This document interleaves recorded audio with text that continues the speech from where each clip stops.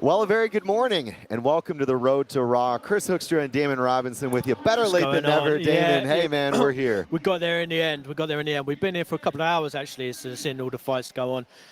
We had a few technical issues along the way getting set up, but we're here now, ready to go. It's looking good. Some good fights. And hopefully you guys can see some of the mats now and just see the action that's going on. And there's actually some crazy stuff happening now on mat number 3. Yeah, it's been interesting. We got some gi, some no gi happening here today. You know what, Damon? I think it'd be important to talk to people first a little bit about like everything it took to get here, all the effort and so on and so forth, all the organization. We are finally here. It's the first Road to Raw. You're running on a few hours of sleep, right? Yeah, yeah. So the first Road to Raw, the organisation, like, yeah, it's crazy actually. Like, I think any time you do a first tournament, there's always bits and pieces you got to get right. There's always a lot more you got to organise than you were doing any other day. Ah, we just got a lovely tap there as well. Brother. Lovely footlock. Hey, what's going on? We got a guest here joining us. How you doing over there, man? You're Yeah, showing. very good, thank you, mate. How you doing, brother? You all right? You're showing. Yeah, you're good. Good, thank you, bro. I'm here to show support to the first one, bro. This was a great Amazing. Show. So Yeah. what happened? Tell us what happened. You've obviously just got a medal around your neck, is it? Yeah, I got the gold in my division. Yeah, it was a quite easy one. I just done wrestling, what I do usually. Yeah, I got to secure my takedowns. I missed this, didn't secure 2 of them. Had about 4 takedowns. And I jumped out of them so, so I can score more points. Lovely. See, I actually train with Shaman every now and then. He comes to our gym, and he's he's got good wrestling, mate. Someone got the back end of that today. That's for sure. No, I got Nice one. Arash's top one as well, Congratulations, so mate. Yeah, all the good lucks with me, man. Yeah, I got So one more to do, what absolute, happened in and the see how I fight? do. What happened in your last fight? Nothing, Matt. We're just wrestling, and yeah, I took him down and went on the ground, and he pulled guard on me, got out of his guard, stood up, and took him down, I think, 4 times. I failed to secure my, I secured 2 takedowns, and 2, I didn't land on top, and I was playing too safe. But anyway, I wanted to win. I didn't come to here to entertain. So, I was just playing mind game just to do takedowns and step out so that I can get a medal. Brilliant, man. Amazing. So what's it been like so far? Like you've been to a lot of different tournaments, or is this your first tournament? This is my, I think, 4th one. Wow. I've only won bronze once, and got disqualified my 2nd one, and the 1st one obviously went great. Getting into it. 2nd one, I dropped down 85 kilo and got disqualified for picking somebody up from armbar and smashing him down. Yeah. The 3rd one, I went with my coach, Alex Osbury. He motivated me to wrestle. That's when I believed like I can wrestle a little bit. So he pushed me. Yeah, I've got bronze on that. And here, luckily, I got gold. So hopefully I'll do more in future. Is Alex here today? Alex is not here today, no, but he will be. If you see him, hey, tell him hi. And Arashis and stuff like that. 100%, man. Amazing. So, yeah, any shout-outs to people watching? We're actually streaming right now. You're actually joining us on the live stream and the podcast. Anybody else you want to say hello to out there, man? I don't really know anyway. You come on. There's people on YouTube, man. But, I mean, all I got to say, Raw is going to go a long way. Mainly, I came here to show my, represent, Robo and show my great honor to Raw grappling because it's going to be a big thing in future. And Damon here, our friend, he's doing a great job. It's the beginning of that, and it's only a beginning. It's going to get big in future. That's why I'm here to show support. I'll be here every year, hopefully, just to show support. Win or lose, doesn't matter, but I want to be here so that the platform grows. Hopefully, it's going to get really big in future, 100%. Every business starts small. And yeah, did you get the chance to see the bigger show at the O2? I have, yes, yeah. I was actually on the promo on the big screen, wrestling with Steve. Oh, were you? With Stephen I wasn't Hill? there, but people saw me. Oh man, amazing! Yeah, Stephen was he was in the tournament, right? The Grand Prix. Yeah, he's over there as well. He's over there, no doubt. Son's on the mat right now. Oh wow, amazing! Now, yeah, that was very memorable. Professional title yesterday, and we're here training and grappling, showing support. Yep.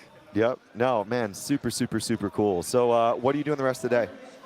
I got one more absolute, so I'll see how I get on with that, and then we will see. And I'm just here to entertain myself and watch the great fights, really, taking advantage of a great, tournament. Amazing. Well, I think we're going to get back to the action, Dame. We're going to try to Yeah, pull man. that back up on here. But Yeah. it's been great to have you, I'll bro. Good luck later, Sham. I'll leave you guys to it. And thank you very much. Thank you. Thanks, Cheers, man. Thanks, See you in a thanks bit. for joining us. See ya. Bye, man.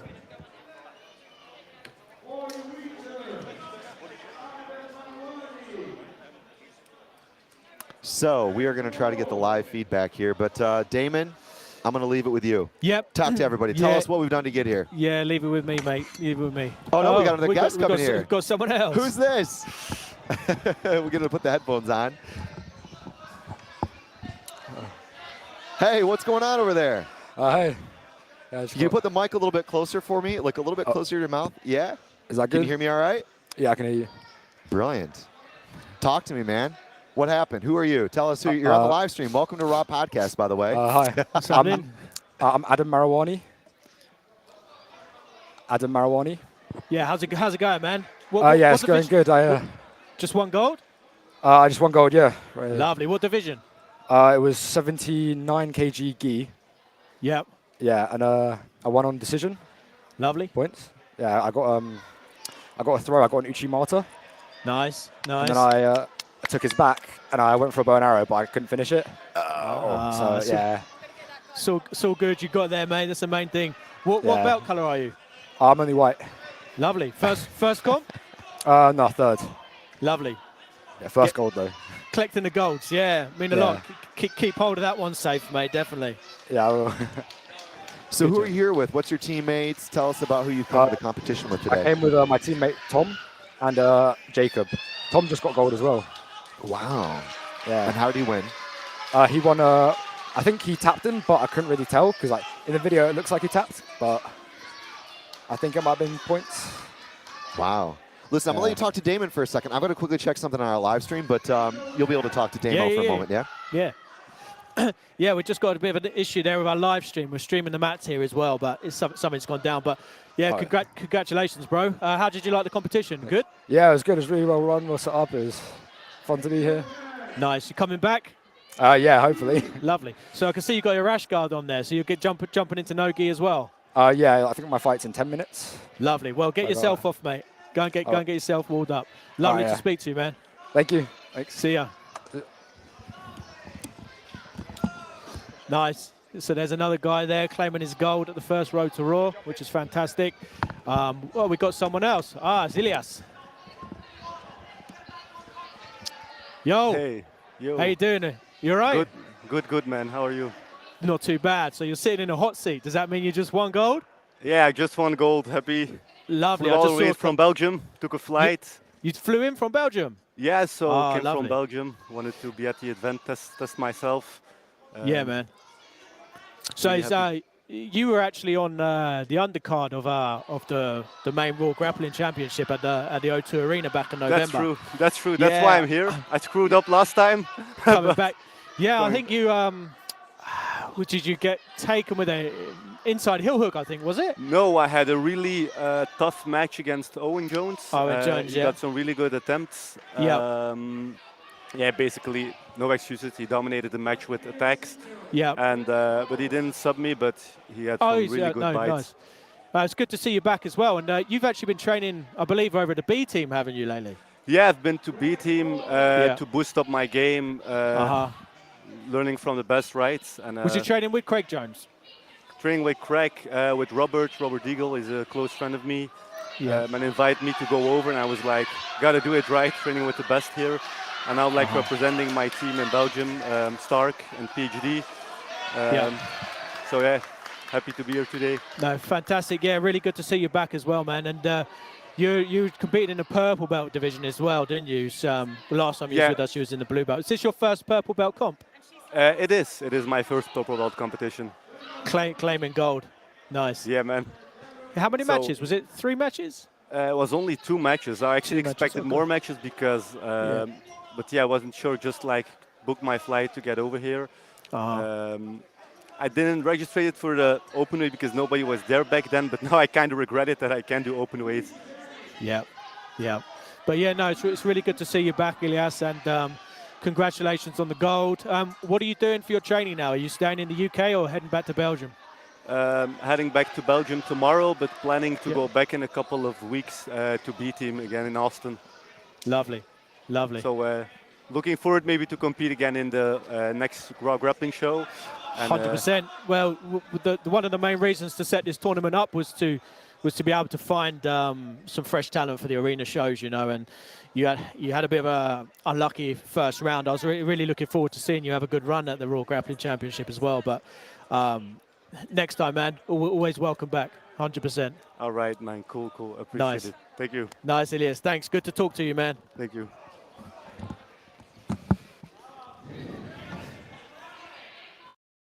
So we've got the feedback up on the mat here, which is good. Damon, some interesting action happening here. We got some on mat. Is that number 3 right here or number 2? So this is that's mat number 3. This is actually my division. I'm supposed to be competing there today, but it's been too much crazy stuff going on that I can't actually compete, which is a shame. Hello, but lads. Yeah, this is my division. Oh, we got someone else coming in. We do. I'm going to put him up on screen. Yo, what's going on, man? Tell us about this moment. You've just come off a fight, I think.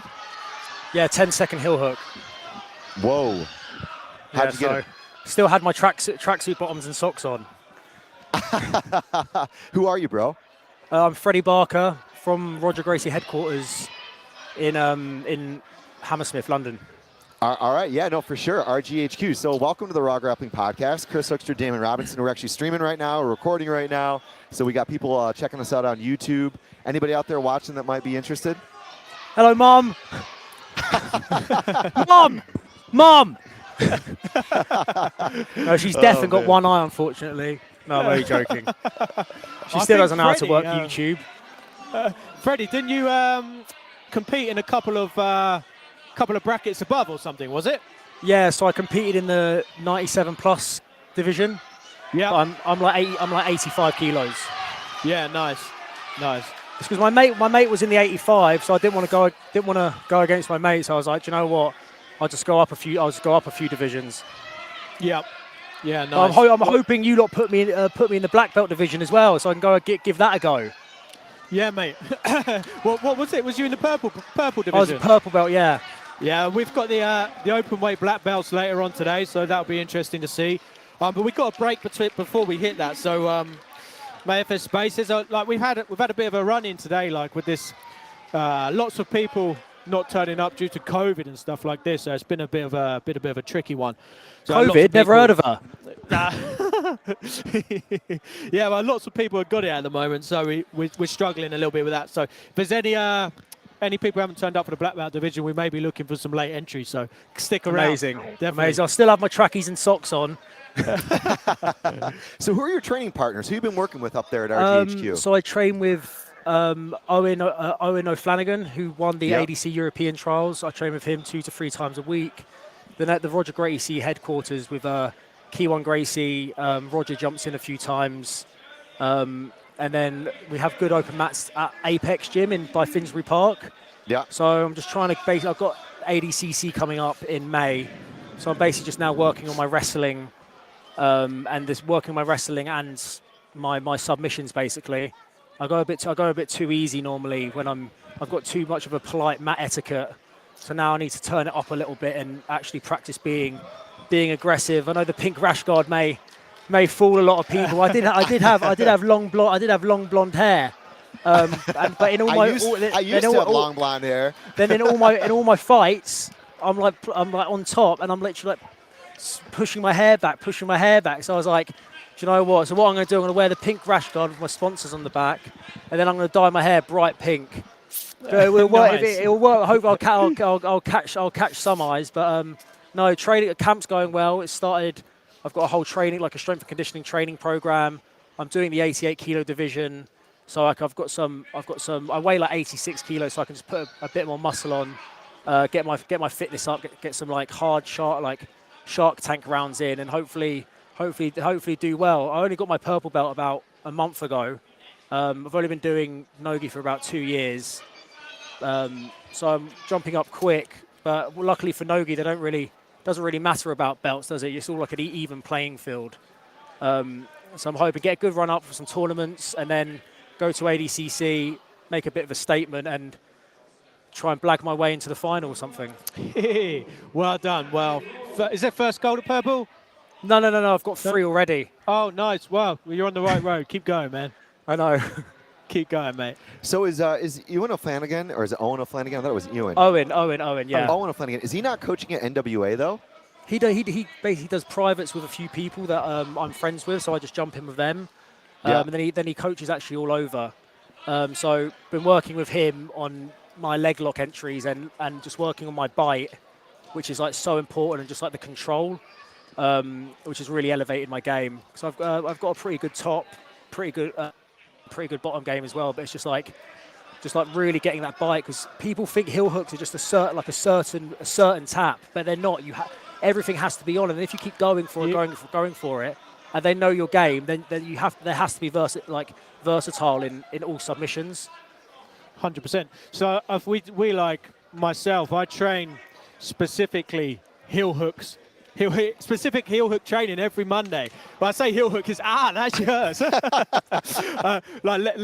Leg lock every single Monday, and we go over a lot of heel hook stuff. And it's like you say, I actually find like if someone's not very good at heel hooks and stuff like that, it's actually super easy to defend. I find heel hooks easier to defend than straight footlock sometimes. Yeah, so no, like they you are. say, They are. People can put on a straight and get a belly down. Well, I even bait my leg sometimes when people go for the single. I flip it, put my arm through, flip it over, and just get a calf slice. Yeah. Because a lot of people in the UK think they train heel hooks, but like they don't realise about where the pain and where the tension needs to come from. So they're just pulling. They're pulling away. So once you know someone who's got a bite, like Owen, when we're drilling, and I'm limping afterwards for about 2 days, and he doesn't even put it on. So I'm hoping I take that into ADCC, get some deducted points for pulling guard, and then hopefully get the win. Yeah, nice. Well, we look forward to seeing you there, and hope you enjoyed the first Road to Raw tournament. Yeah, it's a blinder. It's good. It's a good setup. It's unfortunate for COVID just like ruining it for people. But hopefully see you guys at the O2, yeah? I'll text you my address. I'll get the invite in the post. Cheers, guys. Have a good one. Thank you, yeah, man. Take care. See ya. Man, wicked, right? We got the feed up here. We've actually overcome the camera. Computer says no, so we're on plan B with the mat cam. But yeah, you can see some of the action here. I'm leaving that guest up.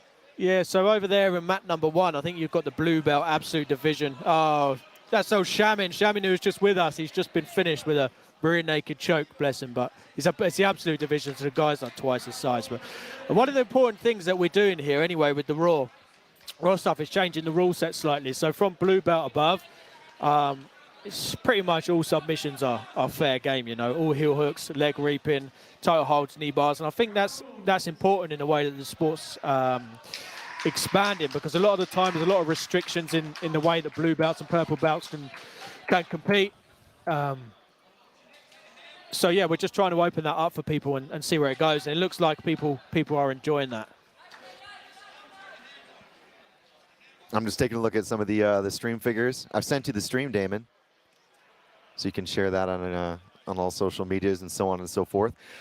Yeah, so one of the things I wanted to do was talk to people a little bit more about the kind of, how would you say it, the way that they can engage with us on this stream, Damon? Yeah, so this is being streamed over YouTube right now. We have, I think YouTube only, right? But they can also reach out to us on Instagram? Reach out to us on Instagram. I've got it here, so just drop in, ask us any questions if you like. I'm just going to run I sent you the link in your email.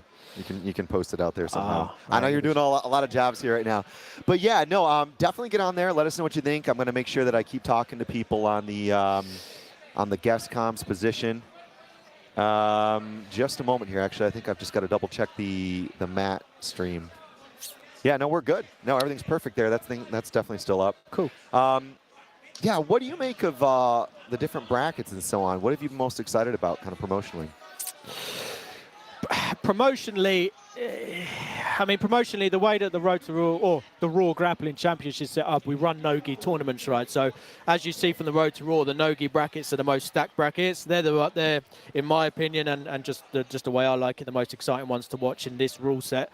I like watching some high-level leg locks taking place, even like from the blue and purple belts and everything else. The leg lock game it fascinates me, and it's such a high level now coming, especially when you let these guys to do it in competition. So for me, that's what I'm looking out for. You've got some really nice wrestling going on as well. I'm not sure this bracket right here in front of me at mat 3, but it looks like a blue belt, possibly lightweight blue belts. But there's some nice wrestling going on. I got to ask you, will any of these guys have the opportunity to get into the undercard of Rod? I think on the next O2 show, right? Because you're looking at talent for the main event. Yep. And you're also looking at talent for the pre-show. Yep, that's why we're here. That's why we're here. So we've got our eyes open. There's been some really nice ones so far.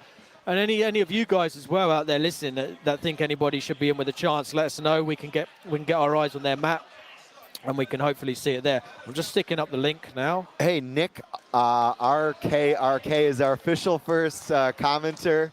Oh, we've got someone coming up on the guest here in a moment. I'm going to pull them in. But hello, Nick. Thanks for joining us, man. Appreciate the shout out there on the stream. It looks to me like we may have another guest coming on, Damo. Someone else there? Someone else there? I'm not sure. Maybe or maybe not. We'll wait for that.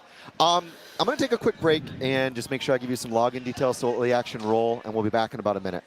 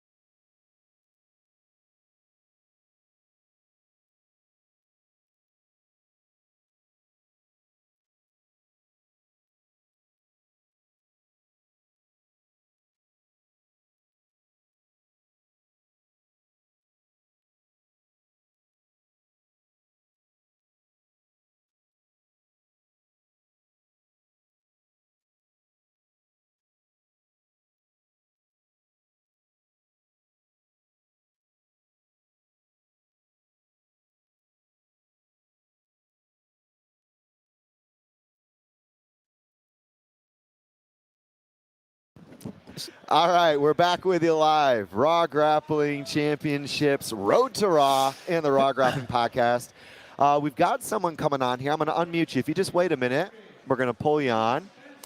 I've got to take on the guest. Hey, we're live. How's it going, young man? Good. Who are we talking to? What's your name? This is Archie Hill, Stephen Hill's boy. Oh, wow. Hello. Yeah. Guess what? We're going on YouTube right now, and we're on the internet. Everyone's watching. What have you been doing? Have you been competing today? Yeah. What happened? I sprawled and tried to take the armbar, but I got gold. Congratulations. Nice. Wow. So did you win gold on decision? Did you win on points? Yeah, I won on points. Oh, wow. So cool, right, David? Really cool, really cool. And so you said you sprawled. He tried to hit a takedown on you then. You sprawled on top of him, Archie? Yeah. Lovely. So Archie's actually, I coach Archie as well. So that's super good to hear you winning that goal. All of them hard sessions, they come into play. Sometimes I find him on his head upside down in the corner, but he's obviously still listening. So that's pretty good. And your dad won last night as well. Was you there to watch your dad? Yeah, I watched it on live.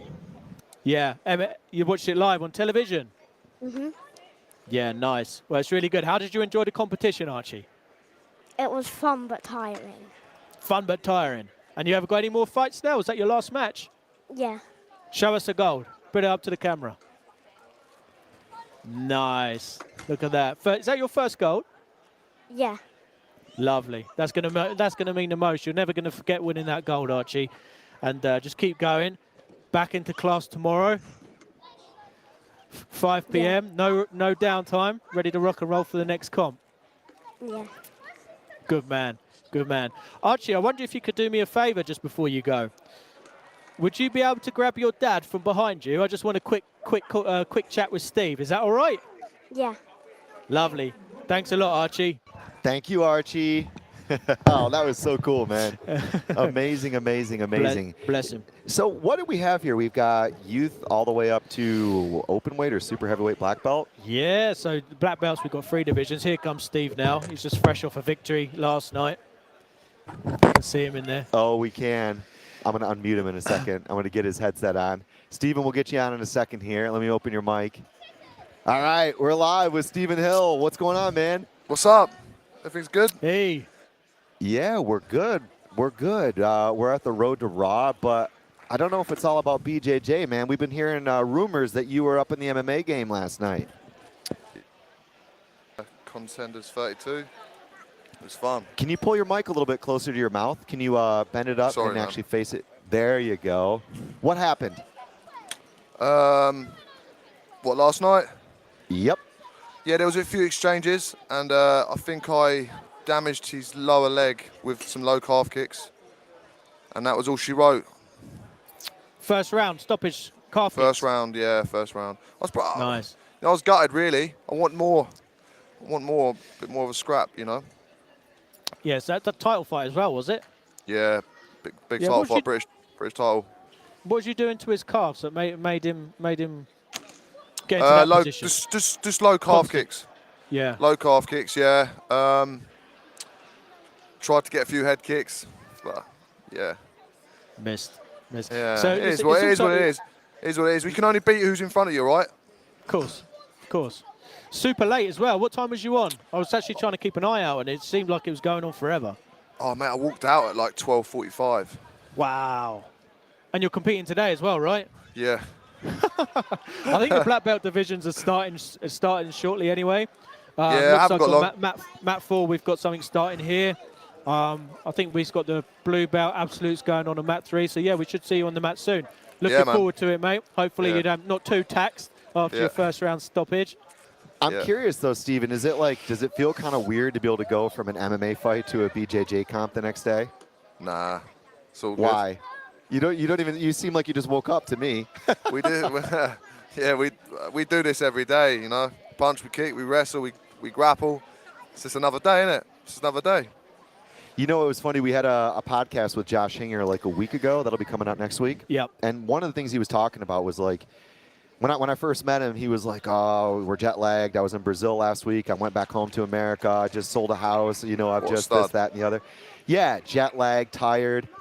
And he kind of said the same thing. He was like, we do this every day, so it doesn't even matter if I'm tired or a little bit under the weather, or maybe like, you know, I'm not as focused as I would normally be at 110%.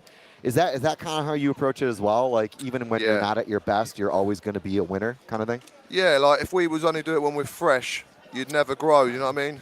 We're hardly ever fresh. We're always tired, you're always carrying something, jet lag, whatever, you know, something's going on, innit? Something's happening. If I woke up this morning, I was like, nah, not today. Had a coffee, and I was like, well, let's go and do it. Let's have some fun. Yeah, it's rare to feel good sometimes, right? It's Yeah, rare man. to feel good. I mean, when you're training 6 times a week, twice a day, you probably feel good one day. Yeah, Monday. if you're lucky. Yeah, nice. We've got the black belt starting here over on mat number 4 now, so this is going to be interesting. Georgi Roglov and Costantino is up. Wow. This will be a nice fight. If you wanted to watch, Steve, I don't know if you wanted to get away, mate. Yeah, okay, guys, I'll leave you to it, yeah? Appreciate it. We look forward to seeing you on the mats, mate. Thanks for Thank you. coming See you on, later, Steve. guys. Bye-bye. Thanks, See mate. ya. All right, Bye. bye-bye.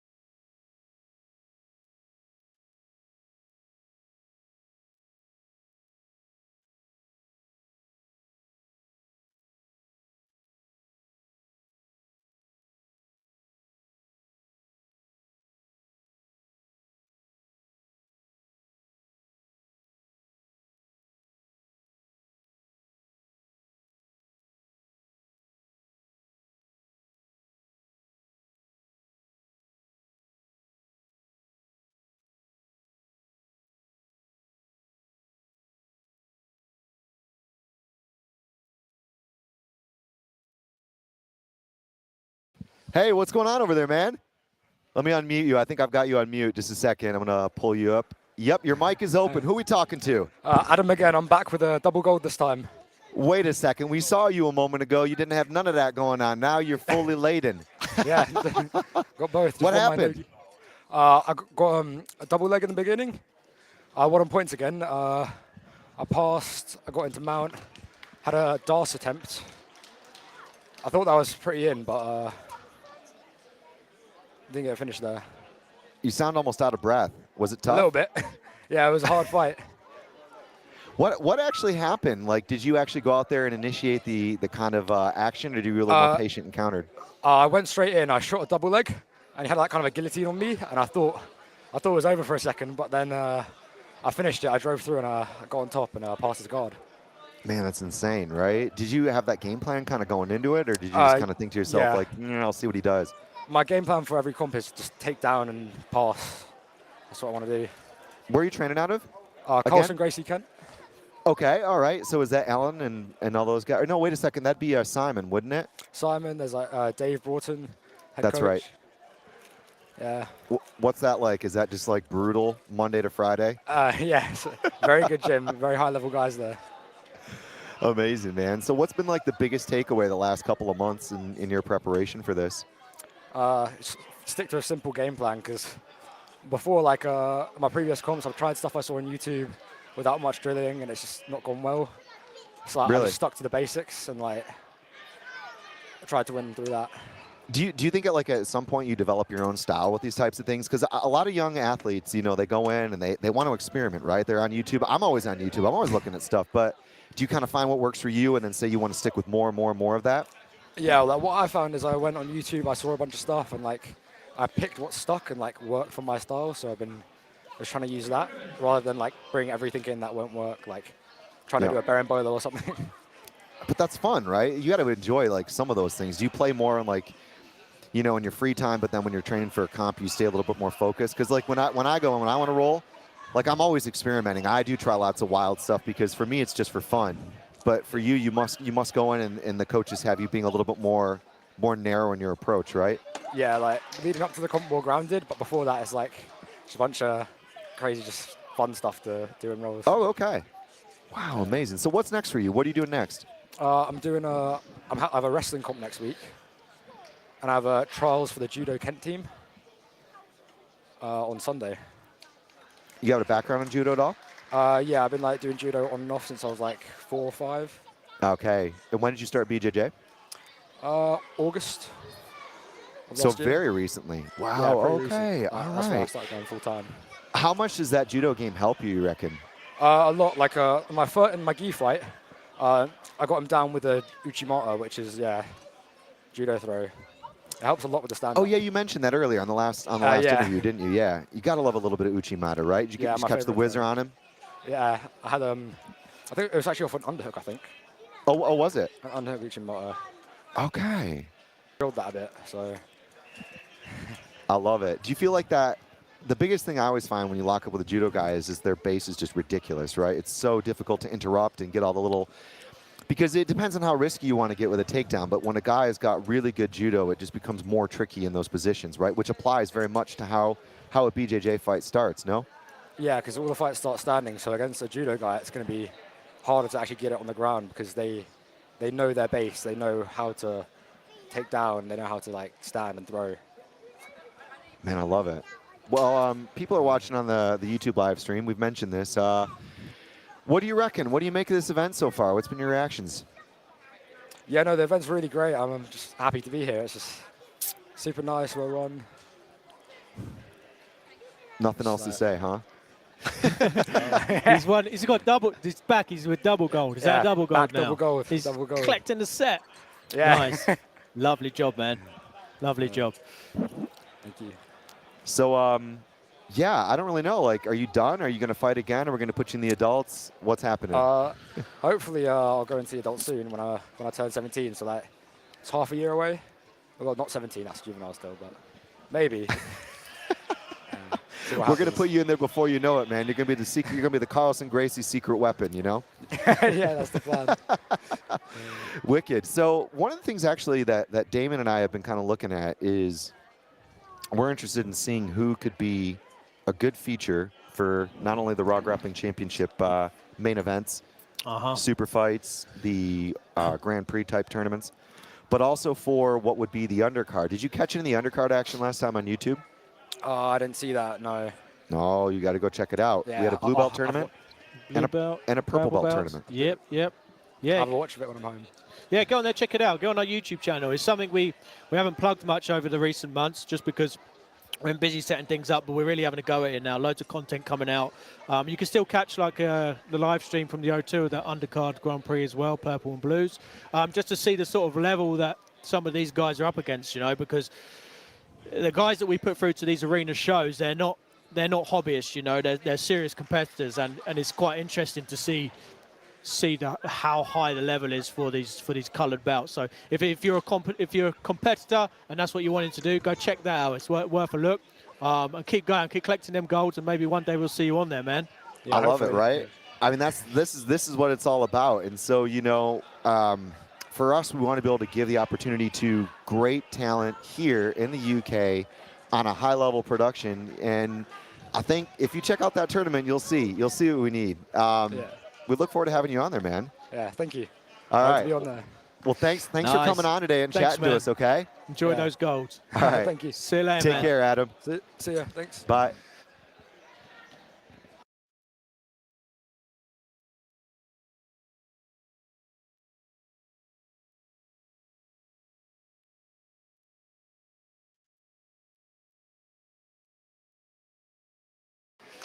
Athos. How's it going over there? Hey. Hey, buddy. Thanks for coming on the podcast today. We're streaming on YouTube. Can you look up a little bit? There we go. We got you on the camera. What are you up to today? Did you get done competing or what? I had 2 medals. Hey, 2 golds. Wow. Athos, I'm super proud of you, man. Oh, so cool. Congratulations. How did you win? Did you win on points? Not really, but I saw him with a 10-second. I saw you a 10-second submission right here. I looked over and you're standing up, and the time was stuck on. There's something crazy actually happened today, which we couldn't address. And for all the kids that got out to compete, is actually super good, because the kids' matches have been set to 5 minutes long, and they should only have been 3 minutes long. So everyone stepped up and done it. And I just looked over and saw Athos there with his handheld, and the timer was stuck at 4:49, so he got 11-second choke. Wow, amazing, man. Nice. So where do you train? What gym do you train out of?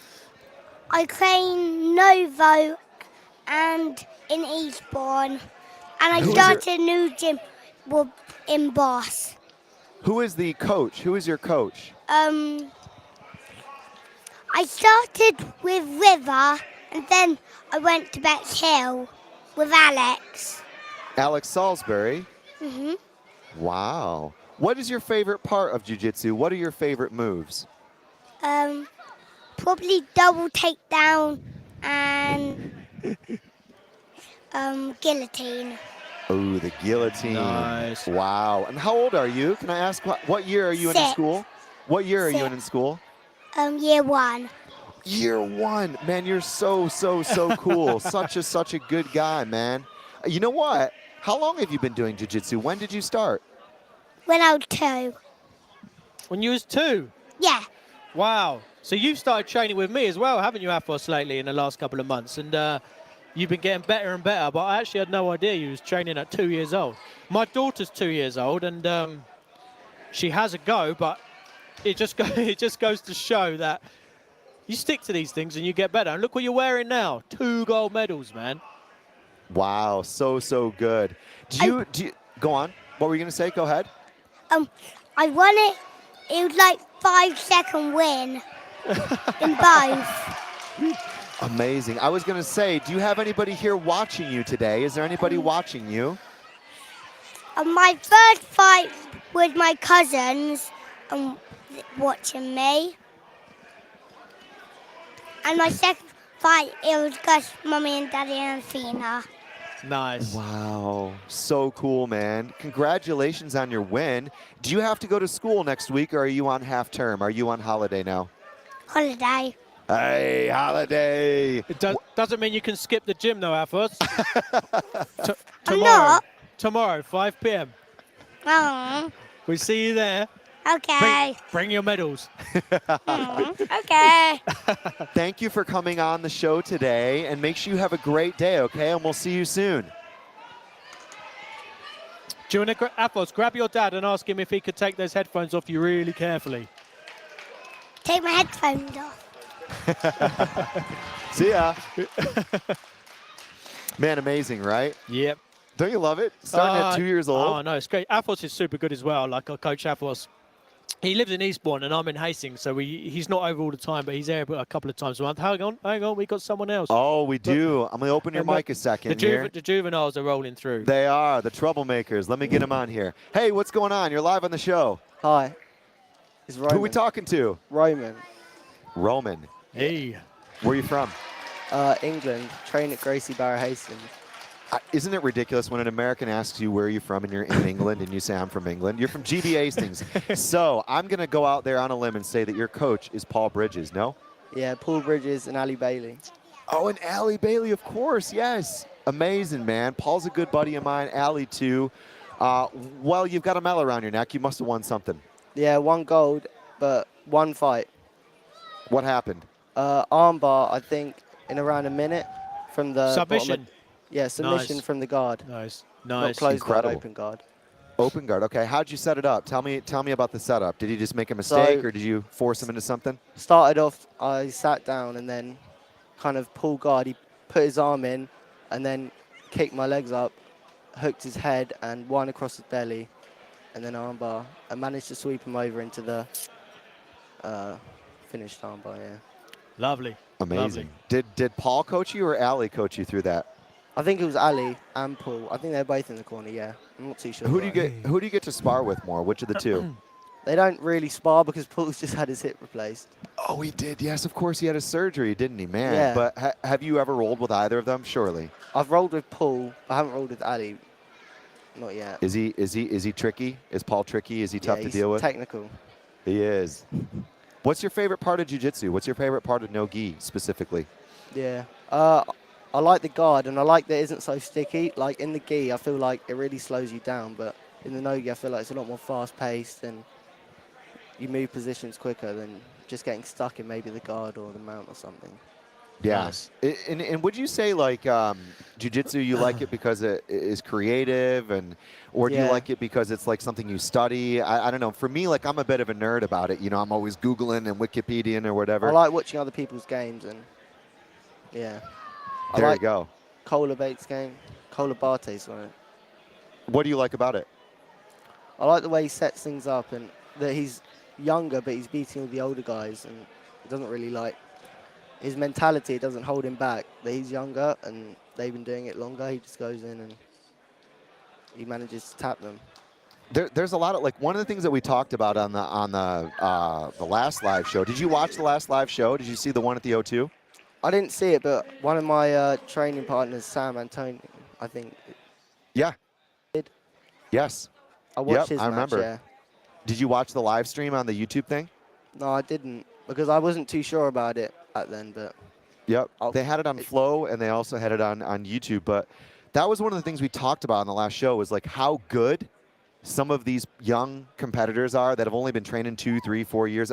Jed Hugh. Damon, how long has Jed Hugh been in the game as a black belt? Not even a year and a half or two? A couple years now? Black belt, no, like, yeah, not 2 years, like maybe a year, I think. Right. I think, yeah. So Jed Hugh was this young guy who showed up, right? And he was with guys who have been, I don't know, I mean, Yuri Samoy's 2 times ADCC champ, 3, 4 times world no-gi champ. He was competing against some of the best fighters in the world, and it had only been a black belt for a year, but his game is there. Yeah, and so they just catch up so quickly. They catch up so quickly, exactly, and that's one of the study coolest. the people's games who are the best, and then they can pick it up. And Exactly, and that's one of the coolest things. Like, how long have you been training, would you say? About, I'd say Maybe, a year and a bit, a year and a half maybe. But because of COVID, obviously, I stopped. And before COVID, I wasn't too into it, but then I got really into it after COVID. Yep. Yep. Yeah, I got back it was into a strange training. time. And why did you start training? What actually made you want to train? I'm not sure. I just Guess what?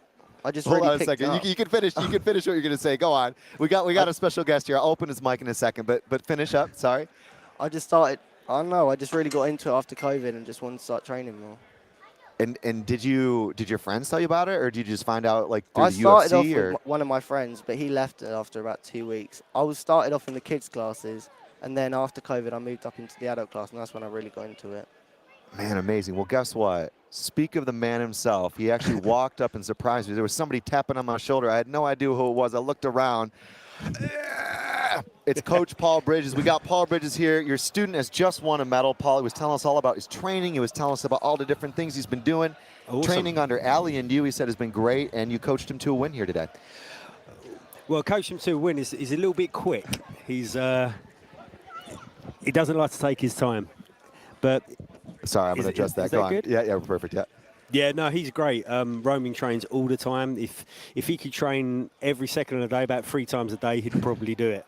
He's great. He's kind of one of them kids that, you know, he takes it upon himself to get to training, comes down with his bike, gets there, gets back, does everything he should do.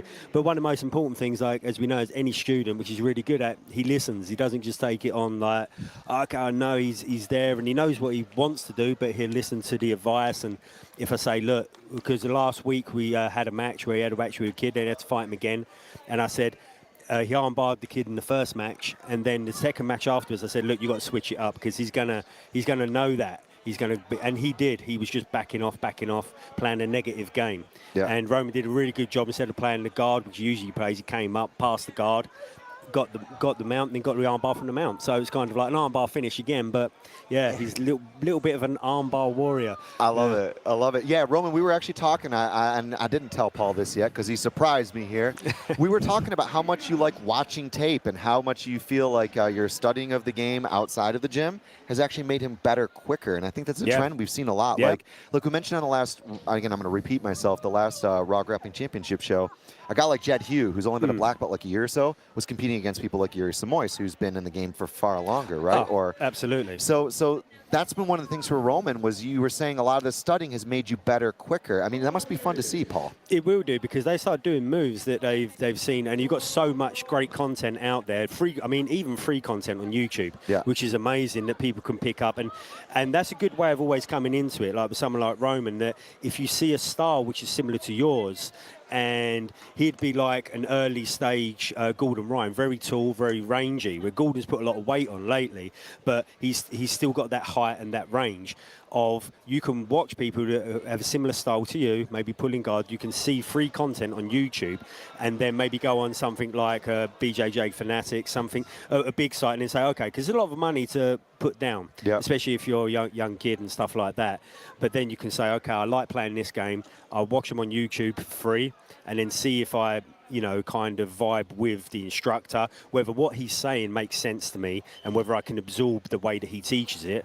And then you can do that, and then add to your game. And then when you come to the class, you do, as long as it's not doing silly stuff, we know, like dangerous stuff, as long as it's inside the rules of jiu-jitsu, then they can kind of bring that and give other people on the mat a problem. And then it's like we say, all ships rise together. So when you add more to the game, it rises up. And Roman's doing great. I mean, all I can say is I hope that he's at an age now, he's 14, and you say between 14, 16, 17 is when I don't think it's going to happen to Roman, because I think he's so dedicated, and I think the future's bright for him. But at the same time, that's when we lose them, because girls, going over the park, playing with your mate. And I'm sure there's time. And I always think there's time for girls and there's time for jiu-jitsu, right? There's time for both. But like anything, I think Roman's really dedicated, and I think, like with me and like a lot of us, like jiu-jitsu sometimes comes first a little bit. And I think if girls understand where you're coming from and you've got a passion, they make adjustments for it. I was going to say, Roman, like, is there anything you've been studying and working on outside of the instruction from Paul and Ali? Like, what have you been watching videos of? Like, specific techniques? I normally watch videos when I'm, like, struggling with something. Like, I was trying to improve on my half guard and my back mounts, and I was watching, like, the John Danaher instructionals and trying to pick up on And also asked Paul about it as well, the back mount, because every time I pulled it, he would almost be halfway out. But it's because I didn't have the proper grips in before. And what were you looking at like specifically? Was there any like 2 or 3 details on your grips or anything like that that you were thinking, yeah, I gotta do that? It was more with the half guard. It was more I didn't really know much about it because I hadn't played it, and obviously I haven't been doing it for a long time. So I just wanted to really see how you play that position, and John Danaher managed to explain it pretty well. Yeah, he explains a lot of things pretty well, doesn't he? Yeah, if you put it on double speed, it helps. I mean, always a good tip is for watching stuff, especially Danaher, where he's very good, very, very good at what he does.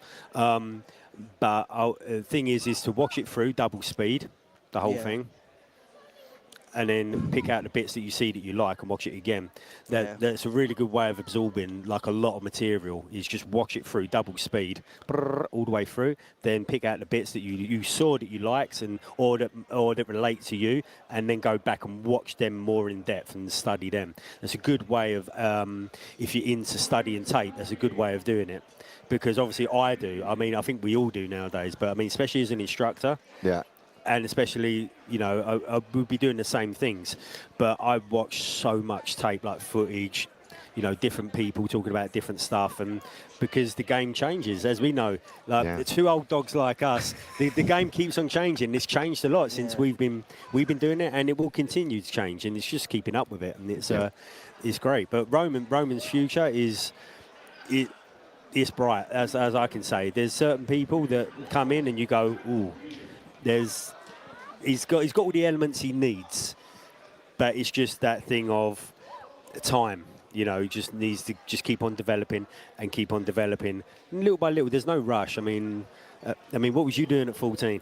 Oh, you don't want to know.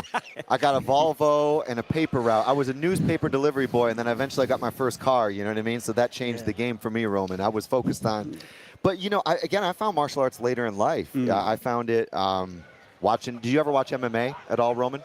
I don't. I kind of watch clips of it, but I don't really watch it too much.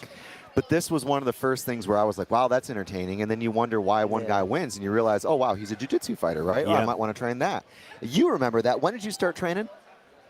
That's a tough question. 95, 96, around about then. Yeah. So not long after the first UFC, when these people burst onto the scene from, for example, the Gracie family, right? And you remember that, no? Yeah, with Hoyce, yeah. Obviously, good friends with Hoyce. I mean, we did a seminar with him at your old gym. Yeah, good friends with Hoyce and most of the Gracies. Trained with most of the guys that would be considered, well, back then and now, like legendary within inside of the art, the sport.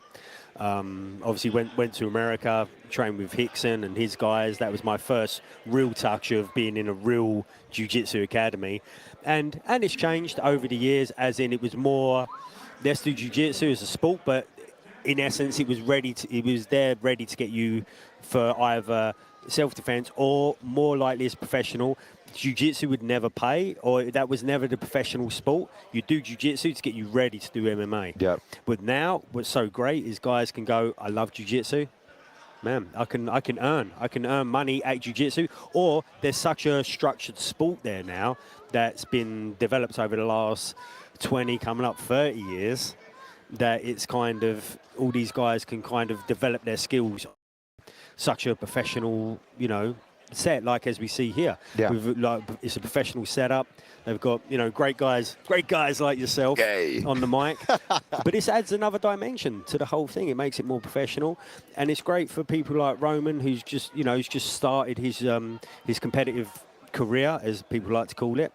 But this is nice for him to do an interview. It gives you a nice moment in the sun, and who doesn't like that? And it's good. You know, it's really one of them things that all them people aspiring, like back in the day, or even a few years ago, it wasn't even a thing. Exactly. I mean, like, Roman, how did you find competing? How many times have you competed?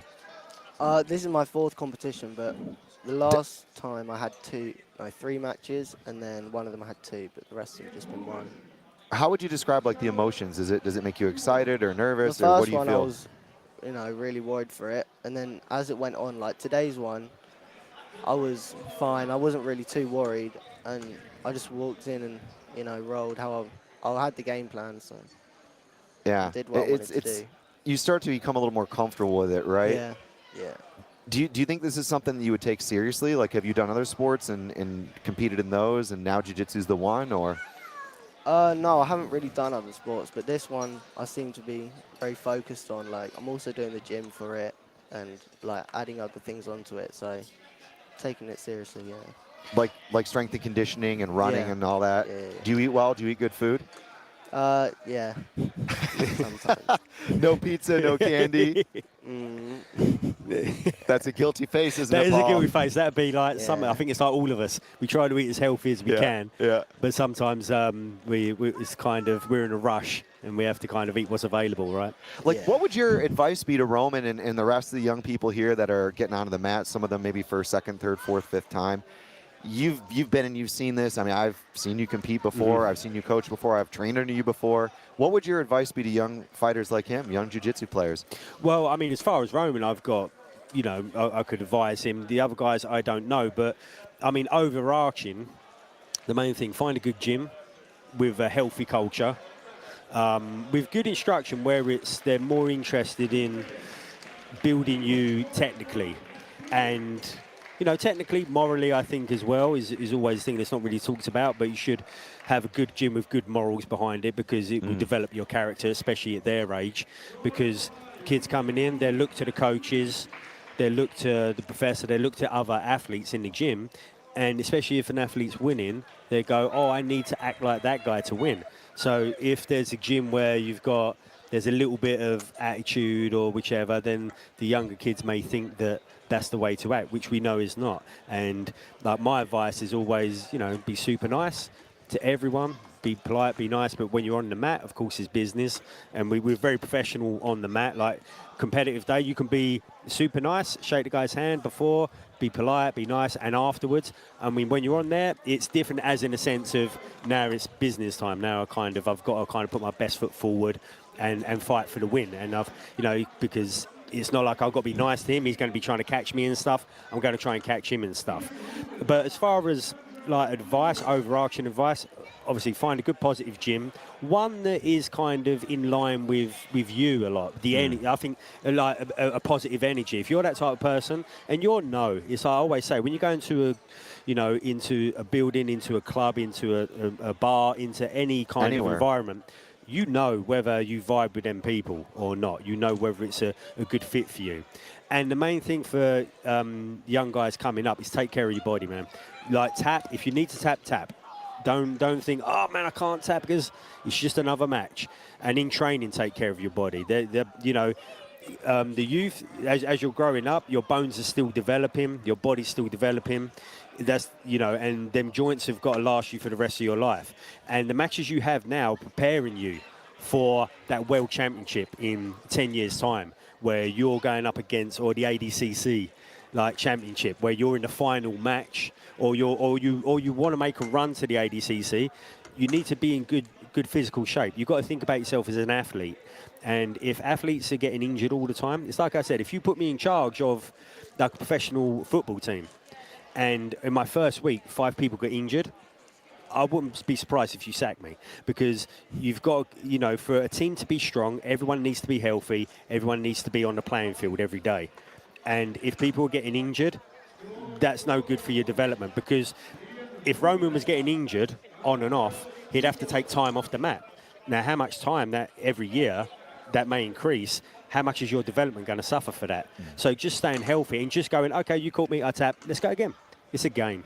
It's a game that we're looking for minutes on the mat, and it's a game that we're looking to develop ourselves, our skill set. It's not about being tough, it's about a skill set. When you get to the highest level, it's not who's tough. It's not. It's who's the most skillful, who understands the game the best, who can break down the moves quicker and faster, like a fast chess match. And this is the thing, it's not about tough. Because you see guys that are tough. I've been in this game for so long, I've seen all the tough guys come and go. Yeah. Some are still here, but it's generally the people that take care of themselves and are smart about it will last.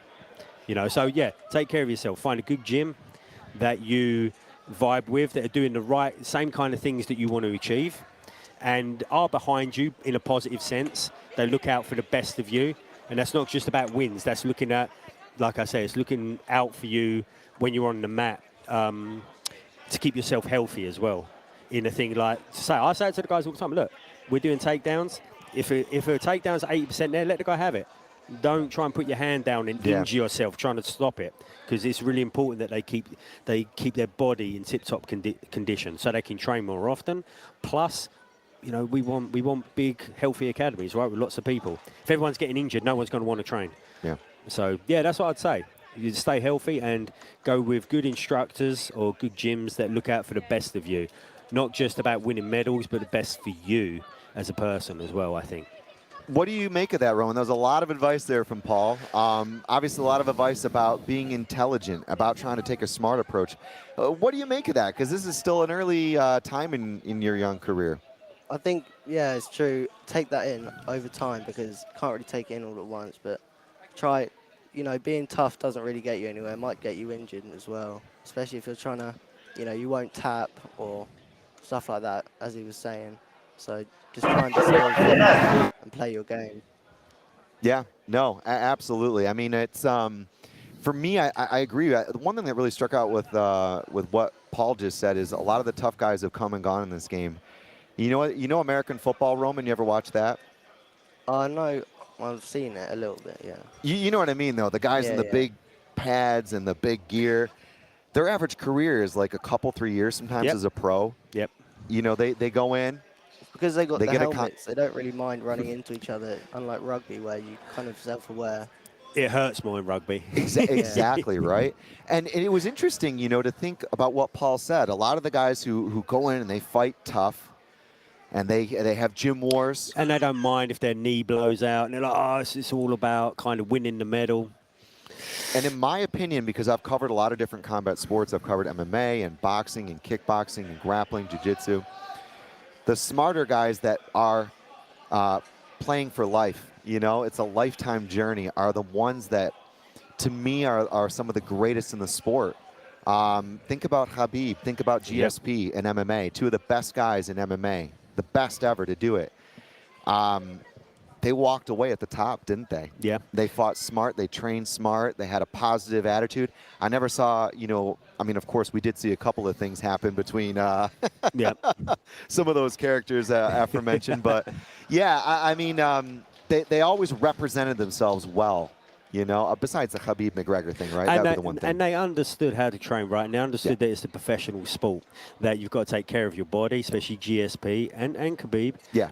Because a lot of them guys were offered other things that people don't realise. Like Khabib was offered like 100 million to fight Mayweather. All right. But he said, what's the point? I'm only going to get injured. It's not about the money. And I don't want to hurt myself or damage myself in that way. So, you know, he realised his skill set and he didn't kind of play into it. He thought it's more valuable to him to have his legacy and his health, which is like what I flow back to saying again. Your health is, you know, you've only got one body, and you know, let's do the sport, let's train hard, but let's take care of ourselves at the same time, you know, and save your body in training so you can come out here on a day like today at Raw. And you can put it all on the line because you're firing from all cylinders. You're not carrying bad injuries because your ego let you, you know, because it may be a lower belt or this guy's never tapped you before in training, so you can't allow it. That's BS. That stuff doesn't matter. All that means is he did a good job and you made a little bit of an error. Yep. And okay, let's slap hands. Let's go again. Because that's what I always say. If I've rolled you 1,000 times, you catch me once, that's good odds. You know, and let's tap hands and see if you can do it again. So, and that's the thing, and it's keeping that healthy, positive attitude within inside of your training. I love it. I love it. Listen, thanks so much for joining us today. Roman, you've been amazing. Yeah, a lot of fun. Any final shout-outs to everybody watching? Just my team, Paul, Ali, Kyle, Dan, Ben, all the people who came down to support, Ewan. It was really good, thank you. He's hoping he's not forgotten anyone's name. What about your mum and dad who support you so much? And my mum and dad. Yeah, they do. Yeah. Everyone. But this is the thing, the people behind the scenes, especially with the youth guys, it's kind of, that, you know, with any sport, it's the parents as well that kind of, you know, kind of make it possible for for the kids to do it, and you know, and we're always behind. We communicate, obviously, because Roman's trying to make waves inside of the youth jiu-jitsu community. Obviously, we speak to his parents about it to make sure that they're not too worried, because like they don't. He knows what jiu-jitsu is, but they don't. They just see people grab each other and try to bend. Well, especially when Roman's concerned, like bend some arms backwards and stuff like that. And it can be quite. Oh, I'm not sure about that. So we always talk to his mum and dad and reassure that he's, you know, he's in the right place. Like I say, same thing, taken care of. In a good environment. And the good thing, when he was in his match for the gold medal, the other kid, he didn't want to tap to the armbar, but he got bent right back. And the referee, it's a very hard job. I mean, give him his due. He let it go. But when he went belly down, where we know there's a lot of pressure because of gravity and body weight, when you're in this position, getting pushed down through the bone itself. And sometimes you can't control it that well because you've got gravity in your own body weight. And he went, no, stop. Because he was bending his arm back quite a lot, and the kid, he did look upset, and his dad looked really upset that he got stopped. And I was kind of, sometimes when you look at it, a bit confused, because it's kind of like that's what, you know, the referees are there for, is to, you know, save you from the other guy and save you from yourself sometimes. But he did a good job. He stopped it, and that's what we're saying. Everyone's safe, and that's what you want when you come to an environment like this. You want there to be a high safety count as much as anything else, because these guys, like we just got Stephen Hill just jumped on the mat over here. You know, he's a guy that competes a lot, and if he was getting injured all the time, he wouldn't be able to compete as much, and then wouldn't be able to make as big a name for himself. You know. No, amen for that. Roman, I'm going to let you go. I'm going to sign off with Paul. Paul, any final words? I got to grab somebody else here in a minute. The producer just said so. Do jiu-jitsu. Love it. Enjoy it. Do it for fun. Don't take it too seriously. Yeah, amazing. Roman, thanks for jumping on with us today. Paul, thanks for joining as well, man. Thanks, man. We go back a ways. It's good to see you, brother. We do. It's good to see you. See you, Roman. See you, Paul. Take care. See ya.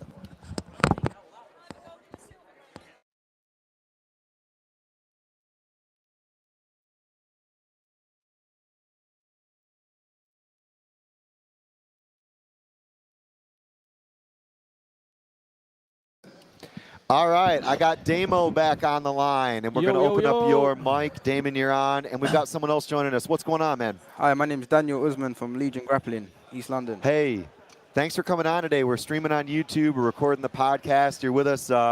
What has happened? You've got a gold medal around your neck. We've seen it a lot here. So I'm fighting in purple belt, under 85. Lovely. Had 2 Tough fights. division. Say that again, sorry?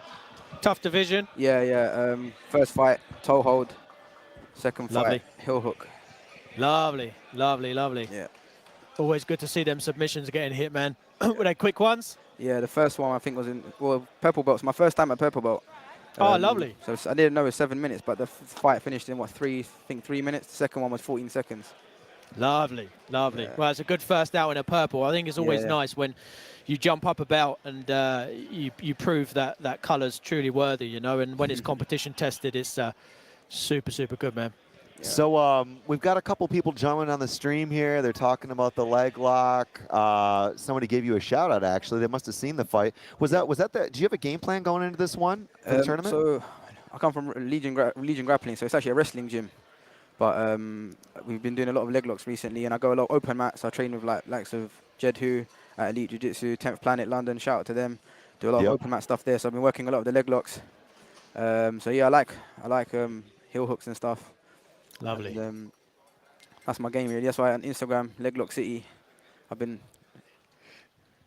blue belt. Fantastic. I love it. Yeah, that's Jamie Scott, right, down at 10th Planet? Yeah, Jamie Scott. Yeah, so I know Jamie quite well. Been going there for maybe about a year or two maybe now, but recently preparing for this comp this time, been doing a lot of the open mats there on Saturdays and Wednesdays. Yep. They do shout out to Jamie and the rest of the 10th Planet crew. They do a free open mat, I believe. Do they do it twice on a weekend? Yeah, Saturday so Saturdays usually 10:30 till about, it goes on for about 2 hours, and then Wednesday afternoons as well. Top. I think the biggest open mat in London on Saturdays, you can have anywhere to like 50 people on the mat. I know. I've been meaning to get down there for ages. The last time I saw Jamie, he actually had the 10th Planet guys, the Freak Brothers, Richie and Boogie Martinez. Richie, Boogie Martinez, and Giovanni, Freakazoid, right? Yeah, Richie and Giovanni, Yeah, we had the craziest evening. They actually, I want to say Richie did a whole detailed series on the Japanese necktie. Have you seen him hit that a few times, even Yeah, in MMA? I've seen it, yeah. It's insane. And and Gio did some, I want to say he did some truck entries and some various. I think we also learned something. Did you ever see the Terra sweep from those guys? I haven't seen that, no. It's from a knee shield, basically, where you lock your legs. It's really wild, and you kind of turn to your belly and then walk up, and it flips the guy over. It's really, really, really, really funky. But a lot of great techniques at 10th Planet, right? You must, like, being from Legion, right, and training under, is Jed, I believe, the head coach there? No. Legion's under Dr. Amir Islami. Sorry.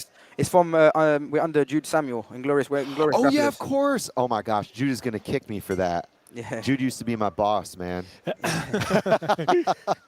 I've gotten this whole thing confused. Hello, Jude. I hope you're well, man. It's been ages. I will play Turtle Guard next time we roll, and you can just smash me. Yeah, an amazing group of people there, though. Yeah. So, go on, sorry. No, you go ahead. I was going to say, like, what's that whole training and development been like? Because, like, going to 10th Planet, you get a lot of different looks, but you've got great coaching, it sounds like, from the core team at Legion. Yeah, so Legion's obviously, it's like a more of a wrestling background, so more top game stuff.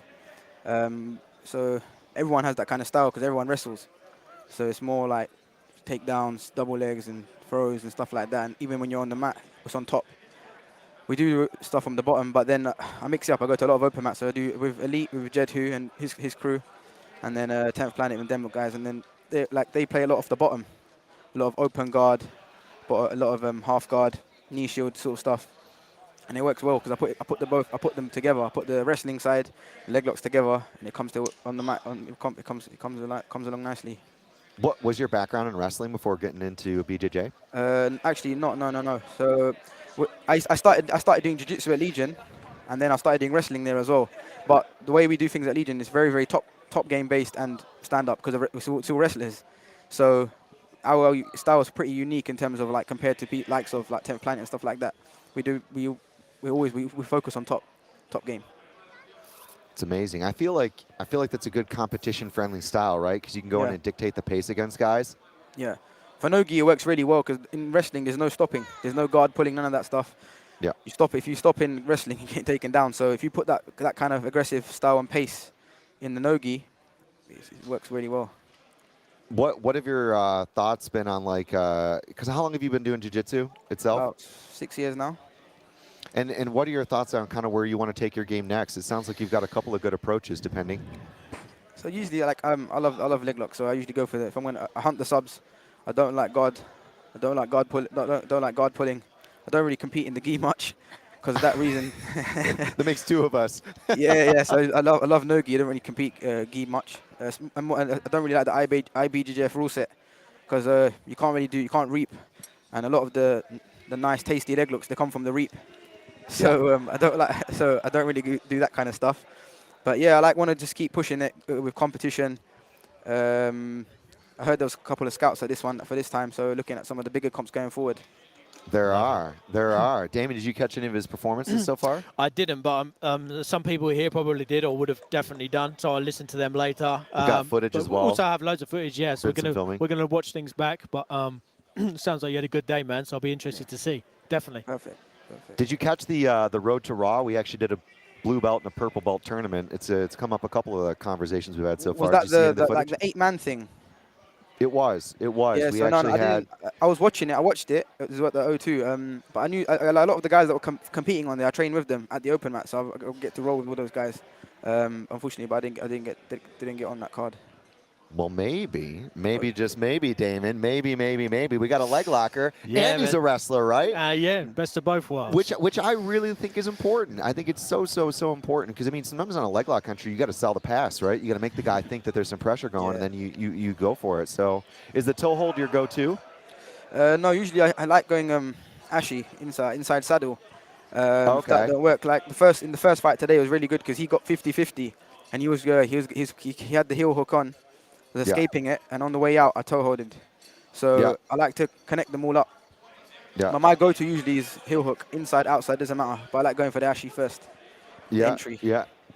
Do you mean the honey hole, the 411? I usually go 411. 411 I usually go. Yeah, secondary leg, I take that along, and then I work from there.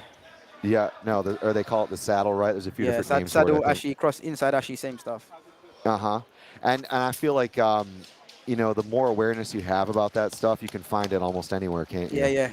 It's amazing. You can catch it from anywhere. Like a lot of leg lockers, they do a lot from the bottom, but I like catching it from the top because I look like like you said, I'm going to fake the pass, back step or sit into it. It's a bit unconventional compared to the normal kind of style. Man, wicked. Well, congratulations on your victory today. Yeah, anything else you'd like to shout out to people No, watching? shout out to my coaches, Dr. Amir and Khalid Ismail as well. He's one of my coaches, and Legion and all the other guys that I do open mats with, Elite Jiu-Jitsu, Jed Hu and his crew, and Jamie Scott and 10th Planet. And thank you for having me on here. No worries, man. No, thanks for joining coming. us. Thank you. Bye-bye. Cheers, bro. Take care. Wow, Damon. Loads coming through. We just haven't watching, keeping a close eye here as well on the black belt absolutes. Steve just had a crazy game. He unfortunately lost there by 2 points, but he was quite dominant. Good match. We got super heavies, and we have someone else. Hey, what's going on? You're joining us today on the Raw Grappling Podcast Live. We're coming on YouTube. Who are we talking to? My name's Greg. I train out of Mad Hatters Asylum. Ooh, Mad Hatters. Where's Jack? Is Jack here? Is Jack here somewhere? Unfortunately. Good. I would be running out the back door. He'd be grabbing me and putting me in a choke. He's definitely Shout out to Jack. Yeah. Can you put your mic a little bit closer to your face? Can you turn it over a little bit? There we go. Not that close. Is that better? Pull it away a little bit, just a touch. There we go. Yeah. All right. Introduce yourself again, man. I'm Greg Bull. I fight out of Mad Hatters Asylum. Been training since July. Yeah, just won gold on the 85 kg. White belt. Yeah, pretty happy about it. Lovely, mate. Lovely. Yeah. First comp for you? No, it's my third. I've got 2 silvers at home. Stepped up. Stepped up. Got gold first time. Yeah. Nice. We'll look after that one. First gold's always the most special. I hope there's plenty more to come. After a few years, you start losing them in the attic. So keep that one keep that one in prime position. Yeah. So what happened? What happened in your fight today? So I've won both of them on points. The first one, I took him down. I was in his guard for a bit. I then got out of the guard, passed.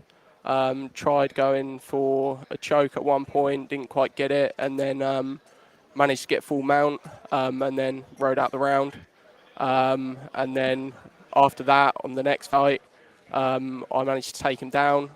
I worked from top, got sort of like a reverse. I then ended up him in my guard, and then I worked back to being on top again, and almost got a triangle at one point. Didn't quite get it, but yeah, won on by 2 points. Good man. Amazing. Yeah. So in the gold medal fight, that was the one I was referring to. You were able to catch the mount and then go to the back because those two positions are kind of interchangeable, right? Yeah. Amazing. So who was coaching you today? I was just down. Everyone down here that's from Mad Hatters are competing, so a bit of everyone really. Josh Mines, who got a silver medal in the gi, and then Greg Bukowski, I believe he got a silver medal in the no gi. Perfect. And yeah, we've perfect. All the Mad Hatters who competed today have got silver or above. So yeah, brilliant. Done quite good. Lovely day out there. Nice vibe in the gym tomorrow, right? Oh yeah, definitely. Yeah. It's always good when a team brings home the medals, man. Oh yeah, it's always good. And the training steps up as well. Like, everyone gets fired up, and the training and the rounds always feel that little bit better, don't they? Well, I've literally pretty much just had a month off. I've had a week back because I had a knee injury. Smashed it. So I've not really trained at all up until Lovely. last week. So I'm hungry and ready to get back to it. Yeah, mate. Yeah, don't rest. Keep going. Keep going. Yeah. I love it though, right? You haven't been doing jiu-jitsu a year yet, right? Not even 12 months. No. And you've gone in, you've been away, you had some time off, and you just went and decided to compete. Like you were just totally okay with that. Not a perfect training camp.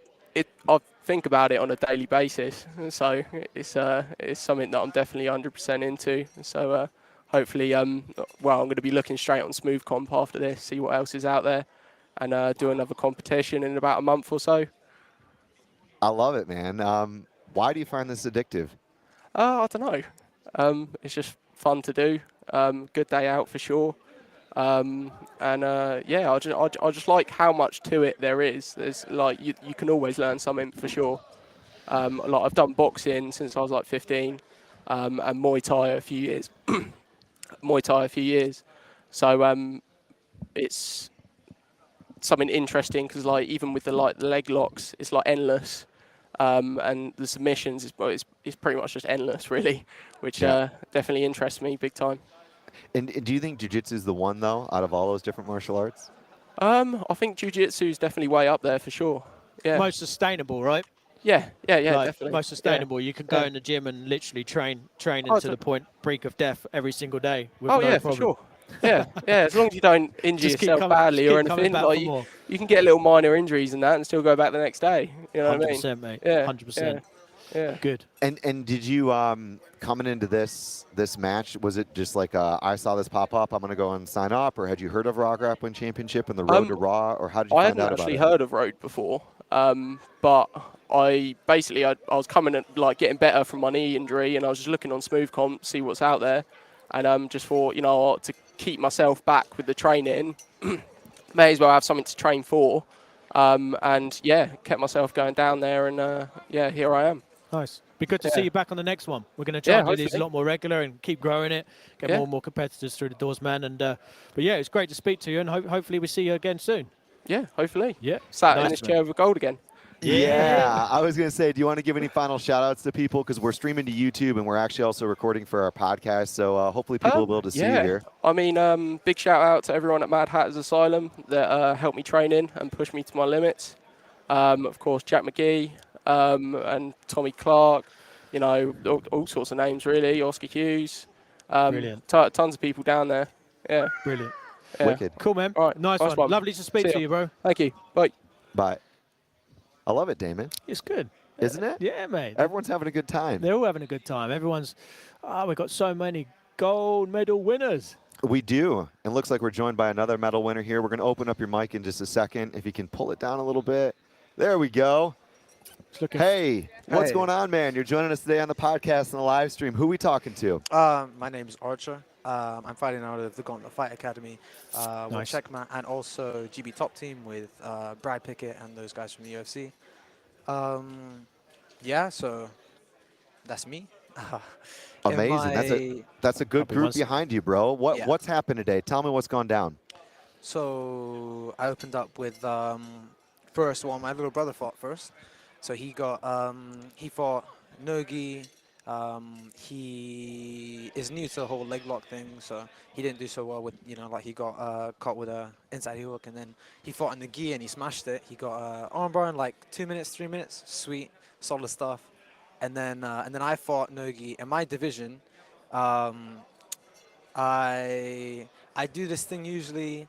I'm always diving on things like buggy chokes and baseball chokes and all these kind of almost like suicide jitsu type stuff, And that's a good word right there, yeah. Suicide jitsu. So, and I'm trying not to do that so much because I'm trying to transition to MMA. So for MMA, it's got to be, wrestling, top pressure and all that. But so my jiu-jitsu is having a bit of like a personality crisis at the moment. So it's kind of confusing.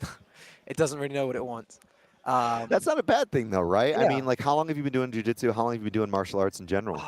Well, I started training Kung Fu when I was like 12, but it's not super, useful for this sport. And then I started training August 2018, and I'm coming up to, with injuries and lockdown and all this, I've come up to, I'm just shy of 3 years now of like actual training time. Yeah. Loads and loads of Nogi, wrestling, trying to get more into MMA. And that's the plan. That's the plan. But then I fought Absolute, and I had 2 walkover wins. So I went straight in the Absolute after losing twice in my division, and then I submitted the guy in the Absolute. So it's all good, I guess. It's all good. COVID wreaking havoc once again. So many people have not turned up due to COVID, but you still get some good matches in, and you showed up. You're fit and healthy, looking fresh, and you got the gold, man. Yeah. What would you say the crisis has been like with reference to your MMA game? You talked about the the identity crisis that you've kind of got going on with your grappling right now. Like, have you found some of that unorthodox stuff? You mentioned buggy chokes and this and that to actually work in some of your MMA training? So like with some of the guys I train with, like MMA wise, in straight jiu-jitsu, I don't really have a problem because, you know, they can't punch me, they can't elbow me. When I'm in that buggy, like, it's dead easy for them to pick you up and like slam you straight down. Like, it's tough because you're completely encapsulating yourself around their upper body. So like, you're very like vulnerable to slam from the buggy. So, but in straight jiu-jitsu, like, it's really helpful because they never see it. The MMA guys never see it coming. It's always like with the baseball chokes and things, and it's great. It's great. It's great. Some stuff like rubber guard and things as well, but I feel like they're quite well equipped to handle that. You know, they stay real like big and solid inside like close guard. And you know, in my head, like when I'm training with these MMA guys, they're on top of me, or I've got close guard or half guard or something. If I'm not off balancing them, trying to submit them or something, I'm thinking in my head, that's a TKO, that's a TKO, that's a TKO. I'm in danger here. Like I'm gonna get, I'm trying to be in the right MMA mind space, you know? Like I'm always trying to get up, I'm constantly being active. I have to constantly be active, you know? Yeah. No, I totally understand that. I mean, like for me, you know, I think the more things you have in the quiver is good, but knowing when to use them is even better. Because, like, you know, you could end up on the wrong end of a Quentin Rampage Jackson highlight reel, you know? It was Ricardo Arona, wasn't it? Yeah, what does One Punch have to say about all this? He's a good buddy of mine. Shout out to Brad if you're out there in the Ethernet. And those guys training there. Those guys have been so much help to me. The guys fighting Cage Warriors, Bellator, the guy even, you know, like Nathaniel Wood and those guys, they've all been so much help to me. My first MMA coach was Mike Airlines so he's one of Brad's students. Yep, I know him. Yeah, so he was originally coaching me through the gauntlet, and then I went and started training with the guys at Top Team down in like Wimbledon. It's a trek away because it's like all the way south, but I'm like all the way west, so it's a real long journey. But like it's worth it. Like I'll stay there all day sometimes. You know, I'll train in the morning, do some weights, have a nap, like, and then kids classes after, and then training. Yeah, I love that. Yeah. It's important, you know, and having guys like Mike Akindeo, who you mentioned, who have gone through like a crazy amount of amateur experience. You know, I can't remember, he had one loss at some point in his amateur career. He's pro now, but I remember, like, you know, you have all these moments where you're a huge prospect and you have this big run, and you know some things. I remember one night, like his cardio, his wrestling didn't work out, and having seen him compete from like being, you know, 1 or 2 fight veteran to where he is now, it's amazing that experience that he has, and for you to be able to train with him and to get those kinds of things in the gym, it's invaluable, right? It's awesome. Like the first time I started training with Mike, I was like, this guy, he knows what he's on about. He's the real deal. He's like, oh man, just the like toughness and the what training with like Top Team has like taught me. Like I started wrestling with them first, and I was like, oh, those classes taught me I always have more left in the tank. There's always more. You think you're tired, you're not tired. You've got another like 2-3 rounds. First training session I did with them, it was 10 rounds, 6 minutes of sparring, and I was tired after the drills, and I was like 10 rounds, 6 minutes. I was like, what's going on here? But this I made is the mindset, right? This is the mindset where cardio's all mental. You can't keep going. Keep going. Yeah. But no, brilliant, man. But it's been great talking to you, and congratulations on your gold medal. Thank you. And I appreciate that. see you at the next Road to Royal. See you at the next Road to Royal. Take care, guys. It's Perfect. been a Can you do me a quick favour if that's okay, mate? Standing behind you, Georgie. He's in the 1066 rash guard. Can you chuck him on for me, please, bro? You can put the mic down and thanks so much, guys. Thanks, take care. mate. Hey, Cheers. thanks. Take care. See you soon. Wow. Yeah, it's good. Oh, I love that attitude. You know, when training. Like he said, he's doing. What did he say? Just 6-10 minute rounds or 10 6-minute rounds? I mean, it's insane, right? And keep going. Yeah, that's what we want. And I feel like guys who have, like, even on the Yuri podcast, I'm going to keep plugging this podcast, right? Because we learned a lot of these lessons. Oh, George is coming on here in a minute.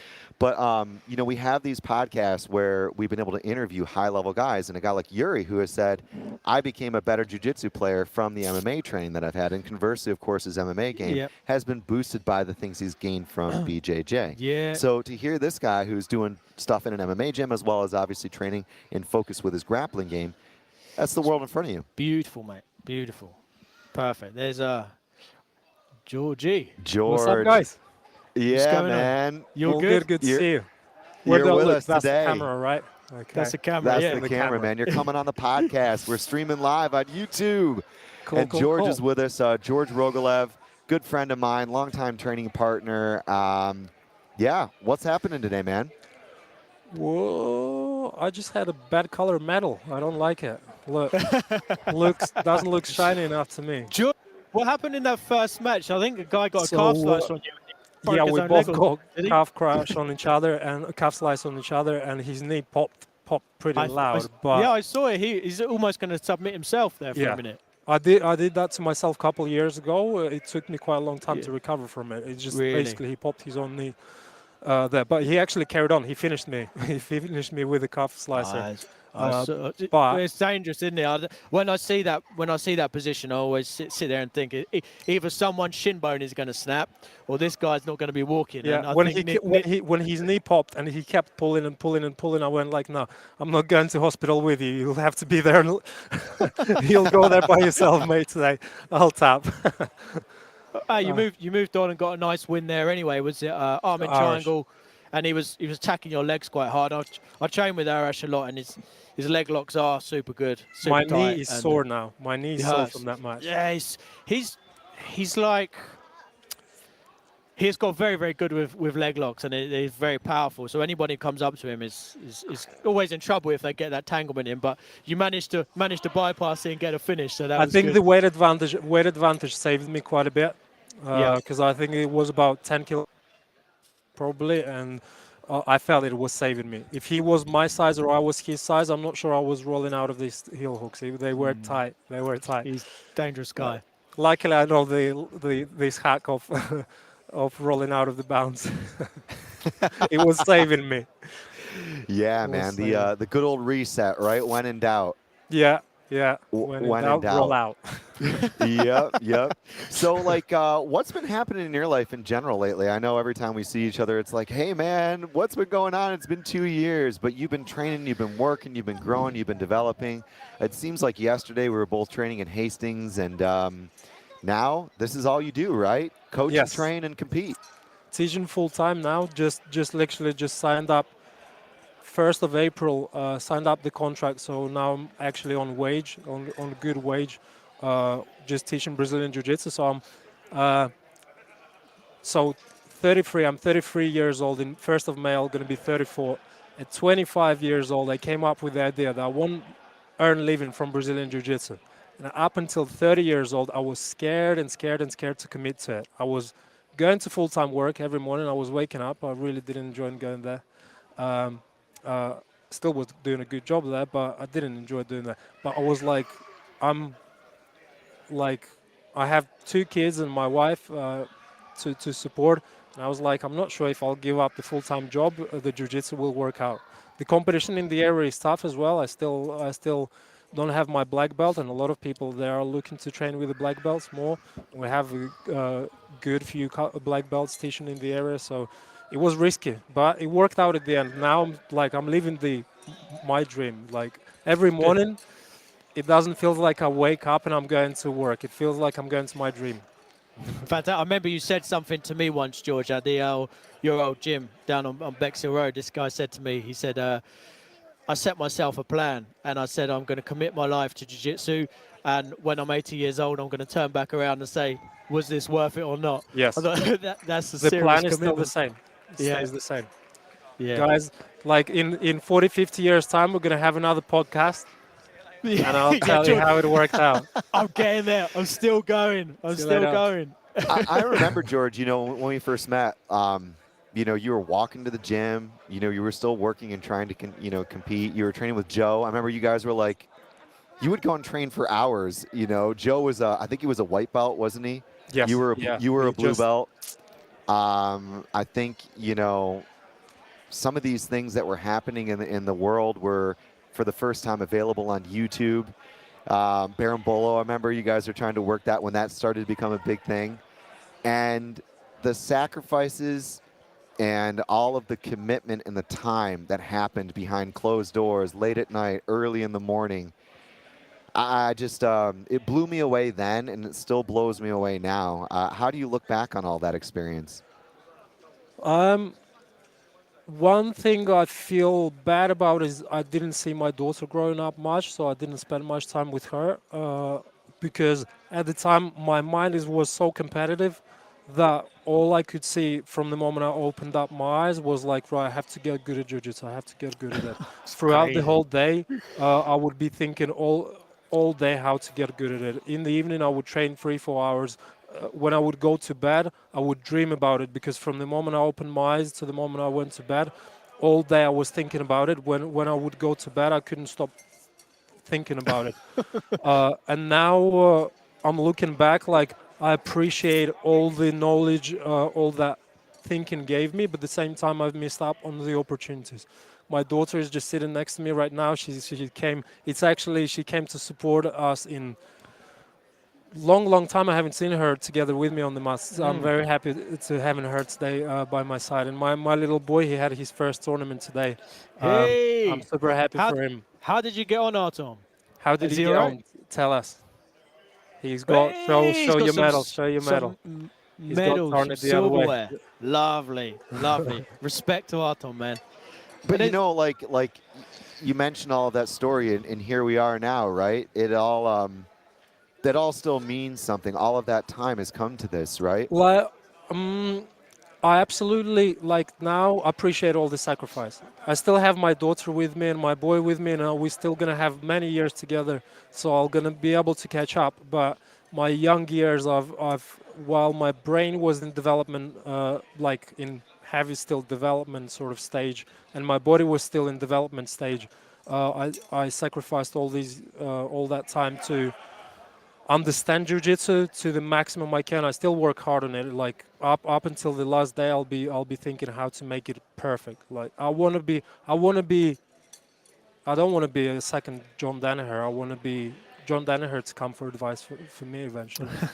The first George Rogalev is what you want to be. Yeah, I want to be the first George Rogalev. Crazy commitment, mate, and I think with your work ethic as well. You've always been such a hard worker. I've always really admired that. You know, your grind for the sport and your love for the sport. I think it's unmatched in most senses, and I think it's going to take you a long way. And everyone can see that from you, man. And you're still turning up every competition. You're pretty much here and still winning, always winning. And man, it'd be nice to see you. Just more and more of these competitions. I hope you liked our first Road to Raw as well. It was amazing, Damon. I want to say that the work you're doing, like I've met you, like I can't stop being amazed with like your management skills, because when we first met, you knew nothing about jiu-jitsu. Okay. No. Then last year, I was witnessing you pulling the jiu-jitsu event at O2 Arena with world champions there seated and just pretty much working for you. They're doing what they love, and you're giving them the opportunity to earn money through what they love. And just generally, like, plus you got other businesses as well. You got kids, family, like you like Hastings, Elon Musk. Elon Musk. Just pulling up these new ideas, and then you make them happen all the time. It's amazing. No, like today, we got the first. It's literally the first tournament in Eastbourne area, first jiu-jitsu tournament, and I've been competing since 2009. Like I look around today at this tournament, it looked professional. I had a few parents with me that took their kids, and we went to a few tournaments before with them as well. They came and they looked around. They went, "Wow, that looks so much better than the previous tournaments we went to. That looks professional." I went like, "Well, the guy that stands behind it, he is a genius, so he's not gonna let it slip." I appreciate that, mate. I appreciate that, and it's like. You are literally the reason for my love for jiu-jitsu, really. Anyway, I remember I used to sponsor George when he was you a blue belt when I was sponsoring you with one of my other gym? Yeah, years and years and years ago. I had this guy. It was actually Andy Chambers turned up to my gym once and said, "You've got to sponsor this guy, man." I was sponsoring a few of his fights. He said that was 2011, 2012. He's going to be a jiu-jitsu champion. I said, "What's jiu-jitsu?" I said, "What's jiu-jitsu?" And he showed me a couple of videos of you, and I said, "All right." And he said, "This guy's European champion or whatever, and he's going to do this, he's going to do that." And I said, "Okay, fine." And years passed, and I was bodybuilding at the time, and I'd had enough, and I was unfit. And I messaged George saying, "Oh, can I come and do some like MMA privates with you?" I had no idea what I was doing, and we were grappling within that, and I started doing more grappling. I still remember the first ever row I did was in George's old gym, and I was like 3 minutes in. I was blacking out. I couldn't do anything. My arms were this. I felt like I was suffocating. I couldn't see anything. I was so exhausted. And for some reason, I just kept turning up. And something happened. Got very good at it. Well, I got better. I don't know if I'm very good yet, but something happened within that time that I just fell in love with the sport, you know, and I enjoy doing it now. So doing all of these things and pushing forward with the events and stuff like that, I think it's important to do. I don't really think of it like that, you know. I just try and move on and give everybody else the opportunities to compete at higher levels and actually give people a doorway to be able to make more of a living from it as well, you know. Yes. Thank you Good. for the work you're doing and the opportunity to give to everyone. Yeah. Chris, how about yourself, man? How is your life? Last time we met was at the World Championships. That's when the last time we spoke to each other. Yeah, I was going to say, what are you going to hit me with now, George? You know, you asked me about the future, and the meaning of life last we spoke. I remember we were like, I thought, man, we're going to go down the rabbit hole here. Yeah, that was crazy, right? It was the O2 Arena, and we met each other, and you showed up. I think it was after the weigh-ins, right? That was after the weigh-ins. Yeah, we had a good chat afterwards. We did, and you're like, what are you up to, man? I was like, oh, I got to get back home and prepare for tomorrow's event because we had a 2-day kind of thing. We had the press conference, the weigh-ins, and then 2 shows. 2 shows. You made me call 2 shows in one day, Two Damon. shows in one day, yeah, we Oh, did. it was unbelievable, man. Yeah. And now I've got him down here. We're doing all of this stuff. I mean, he's a good guy as well, Chris. Like, another thing, I would be lost without Chris as well because, like you said, these professional events get put on and we can make it work. But all of this stuff, man, it's all Chris, really, mate. Like, all of these wires and everything else. I don't know. It looks like my brain. You look at these sort of things, and this is literally how my brain feels when I look at this stuff. So it's Chris is to blame for professionalism as well. But this is what we like, putting on high-level shows, you know. I think it's important. It makes people feel like there's more to this than just turning up and breaking your leg in a sports hall, you know. There's a meaning to it. Exactly, yeah, and I think that was like one of the things that we spoke about, George, when we did meet after the press conference, the weigh-ins, like the fact that we're trying to push this forward, you know, and we caught up and we spoke about what we've both been up to. Yeah, the world is a strange place right now, man. It's an interesting time to even be able to put on one of these events that you mentioned, Damon, all the different things that have you engaged with, regulations and staffing and people actually being able to make it here. You know, George, I think I feel very, very, very honored and lucky to be able to keep covering the sport. That's the best thing for me. The perspectives that you get in understanding these athletes and their stories, the education that you get in delving into the technical details of different martial arts, not only for Brazilian Jiu-Jitsu, but every part of grappling and more broadly other martial arts, I really love being a part of. And to be part of great teams as well and putting on events, whether it's doing live broadcasts, you know, in bigger arenas, intimate studio shows, hey, a sports hall with a grappling competition that's being run like it is today. For me to be able to be part of those teams and those experiences and the insight that you gain from it, that's the best part about the job. It is a lot of work, and I have to give a big shout out to Damon because, yeah, it's been a long road getting here. So yeah, he's pulling people together and making things happen, like amazing things happen. Yeah, and I think, you know, I'm also grateful for people like you, George. You know, I know it seems silly saying this at this moment, but all of the things that happened in Eastbourne and in Hastings, all of the things when we first met, you know, we were sparring in that ring. Remember that ring we used to go to in the boxing ring at the old Fighting Tigers gym? Fighting Tigers gym, yes. Yeah. We used to go when they would do, you know, Phil Eaton was teaching kickboxing or whatever, and we would show up and they would allow us to do our jiu-jitsu sparring in there, right? Just me and you. They would even have like CrossFit classes, and we'd be in there banging around. It was like a pro wrestling match, man. And George at one point busted out like some Haribos, and he's like, "I haven't had time for food today. I need to eat." And I was like, "George, what are you doing?" That's not changed. He's mad. He was He doesn't mad. even drink. This guy drinks once a week. What's that? Today I had no food yet. He's always been the same. I always think that was crazy. I think you like drink and eat once on a Monday. That'll last you till next week. But my point is this. My point is this. More often. Exactly. My point is this. All of those experiences, George, I'm just incredibly grateful for, right? And it has somehow led to all of this, right? Damon didn't know what jiu-jitsu was before he met you. I don't know, man. I was doing, you know, a lot of different things. I was still teaching more. You know, remember the Zoo Fight Club shows, the War on the Shore, all those things in Hastings, right? And to be part of all of that, I'm just incredibly grateful for. And the constant learning and the education of it all is great. Yeah, that's my reflection at this point. That's another thing I feel honored that like I can spread my love to jiu-jitsu to the other people, and I can pass it on to the other people. It just, to me, it feels better than any medal or any winning of the tournament. Is that there's another person that just fell in love with Brazilian jiu-jitsu and martial arts sports in general, and especially attention to the detail, like in the martial art. Yeah, amen to that. Amen to that. Anybody want to shout out today on the live stream before we let you go? Shout out to Damon for all amazing work he does with Raw Grappling Championships, with developing Brazilian Jiu-Jitsu in Hastings area, and yeah, like that guy does amazing work. Thank you, bro. Chris is good to see as well.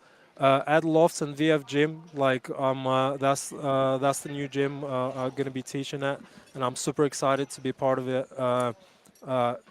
So big shout out to the VF Gym, Very Fit Gym in Hastings. Boss Gym in Eastbourne, this is another gym I'm teaching Wednesdays and Fridays over here. The guys, we're building a small group over here, a small team over here, but today we had 3 guys from Eastbourne team competed over here. They did very well. I'm super proud of them as well. Lovely. And of course, big shout out to my family and everyone who supports me out there, and everyone who loves Brazilian Jiu-Jitsu, guys. If you love Brazilian Jiu-Jitsu, we are part of the same thing. Nice. Thank you, George. Thank you. And you know what, George? I know we've got to do another podcast. There's a whole slew of topics that we have to discuss. It's like Joe Rogan's podcast. Joe Rogan podcast, day by day, all night. It's going to be Chris Extra podcast, day by day, all night. Oh, I'm going to save that one for the highlights. That'll be in the YouTube short somewhere. Thank you. Cheers, cool, guys. Thanks a lot. And I'll see you soon. See you soon, bro. Peace, man. Man, great to have George here, right? Love George, mate. He's one of those guys who, like you heard there, who literally just dedicated his life to it. Sorry, mate. We've got our first black belt champion. Oh, we do. But yeah, on the topic of George, it's always great to talk to him, right? Always good to talk to George. Yeah, and like I said there, when he told me I didn't know him for very long, and he had told me that he literally told me he's going to dedicate his life to jiu-jitsu, and when he's 80 years old, he's going to turn around and he's going to tell everybody or tell himself if it was worth it or not. I thought at the time, oh, Jesus, this guy's crazy, but George is George. Love George. Yeah, he's just going to do what he's going to do, isn't he, for his whole life? Yeah. That's obvious. I love it. No, it's great to talk to him. Another guest with us here. I'm going to open up the mic. You joined us on the podcast today, man. Hello. He's got a strap. Yeah, I didn't realise it was a strap. I was expecting a gold medal, but that means a black belt winner. Yes. Lovely. This was my first one at black belt, so I'm glad it turned out. Yeah, first one at black belt. Wow. I've been training quite a long time, about 13 years to be fair. But this is the first time I've tested myself in the black belt division. But I felt confident. The guy was very good. I did have a bye, which a guy I actually wanted to compete against, to be fair. So it's a shame he didn't turn up. But yeah, pretty chuffed. Brilliant. Yeah, that's got to mean a lot, that to you, mate. First black belt win. Nice medal, nice belt to take home. But yeah, nice, man. So tell us about the competition that you have had so far, and introduce yourself as well for the stream. We're streaming on YouTube, and of course we're recording for a podcast. So I've mostly won, I guess, a lot of national competitions, or medaled at a lot of national competitions. I can't say I've won them all, but I've medaled at every belt rank, all the way from white to black now, which is basically what my goal was. I'm a professional MMA fighter as well, so I wrestle a lot, which I find helps me a lot, especially with no-gi. So probably about 4 years ago. So I got my brown belt in 5 years, but then since then I'm mostly focused on no-gi because it was just what I enjoyed more. Yeah, so I thought I'd start competing in jiu-jitsu again to, because I haven't fought in MMA since Corona, to start getting some experience competing again with the nerves, and then eventually return back to mixed martial arts. Amazing. So introduce yourself, your gym, where you're from. Oh yes, so my name is John Robinson, or John Jitsu Robinson, which is also the name of my gym. So my fight name was John Jitsu Robinson, because obviously I started with jiu-jitsu and it just kind of stuck. When I opened up my gym, I needed a name, and that was just the easiest fit. So we're based in Coventry, Coventry, UK, which is not too far from Birmingham, I guess, for anyone that doesn't know. I just pulled you up here on Tapology. I got you right here. Oh, and, yeah. You fought in a couple shows, I know. Fight Star was your last win. You were on Brave at 24, was it? Brave I was, 24? yes. That was a disappointing one. I feel like I won that fight, but there's no point complaining about it anymore. Yep. But, No, it was a unanimous decision loss, right? But everything else is immaculate, 4-0 otherwise, no? Yeah. I was I don't think my other amateur fight's on there, but I was 4-0 as an amateur, 2 times amateur champion in MMA. And yeah, obviously 4-1 as a professional. Man, that's insane. Is it a challenge to be a coach and a competitor? Oh yeah, big challenge. To be honest, that's another reason I started with jiu-jitsu comps, because it kind of, I guess well, at least it does me. I don't know what it's like with other coaches, but it gets in your head that maybe you're not training enough to compete with these guys because you're always coaching. I don't get enough drills in a lot of the time, so I have to put on extra days with some of my top students to help me do some extra drilling. But this is the second one now, so like the second gold medal I've got since I decided to start competing again. The last comp I won gold too, so it's definitely started building the confidence again, showing that like I can still do both. You know, so. What do your students and your gym members have to say about that? Yeah, I messaged them earlier. I'm still getting messages coming through saying congratulations and stuff. But they do really well themselves, you know. Like, so it's finally got to a point. We've been open since 2017. When I first got back into England, because I was living in New Zealand before that, competing over there. I was training at City Kickboxing in New Zealand. I actually fought Israel Adesanya's head coach before I trained at their gym. Wow. So that was like pretty cool. Did you smash him up? That was a decision loss. So that one didn't go my way. It was unfortunate, but it was a very close one. I'll tell you what, it's been a while since I've had to do an interview, and I'm going well off tangent. I can't even remember the question. It's all good. Just enjoy your win, mate. Enjoy the belt, and hope to see you back on the next Raw tournament as well. Yeah, I will be back 100%. This tournament was great, by the way. Like, this is thanks, really well run, and a really good vibe that I got when I was here. So so I got nothing but good things to say with your show. Thank you so much, mate. It means a lot. Yeah, really appreciate it. So that's Johnny Jitsu Robinson, can I say it that way? There was a Johnny Jitsu in Ireland. Johnny Redmond. Do you remember him? The name sounds familiar, but I'd have to look him up or like try and like check one of his fights. There's another Johnny Jitsu out there. Maybe the two of you someday will compete. Yeah. What weight is he? I want to say he's fought anywhere between middleweight and light heavy. He's a pretty big guy. Oh, god damn. Maybe not. Yeah. No, yeah. Well, we'll do some crazy Pride Rules open weight kind of featurette. You know what I mean? Give me loads of steroids. Something like that, right? No, he's a great guy. But yeah, no, amazing to be able to hear your story, and it's incredible to hear even the insight about City Kickboxing. You know, that's a gym that's on a lot of people's radar. Dan Hooker, yeah. Right? It's definitely nowadays. I was Israel. there in 2014, 2015. But it's probably one of the best gyms I've trained at, to be honest. So with my guys, I still take a lot from that gym, and I put that into my guys. Yeah, it's been a big help, to be honest. And before we let you go, as somebody who has, like, it sounds like, rather meticulously set these goals of being able to medal at white belt all the way up to black belt, MMA, all the other things, what advice would you give to other people who are trying to start their competitive careers? We talked to a lot of people today that it was like tournament number 1, 2, 3, 4, and this is a lifetime dedication and a career for you. What would you tell those youngsters? Well, it's dedication. It's I find too many people quit easily nowadays, and for me, since I started when I was 19 years old, and since that day, I have trained twice a day, 6 days a week or 5 days a week, non-stop. I don't. I've had maybe 2 weeks off occasionally when I go on holiday, but if I'm injured, and this is people have days off because they're injured. If I'm injured, I'm in the gym.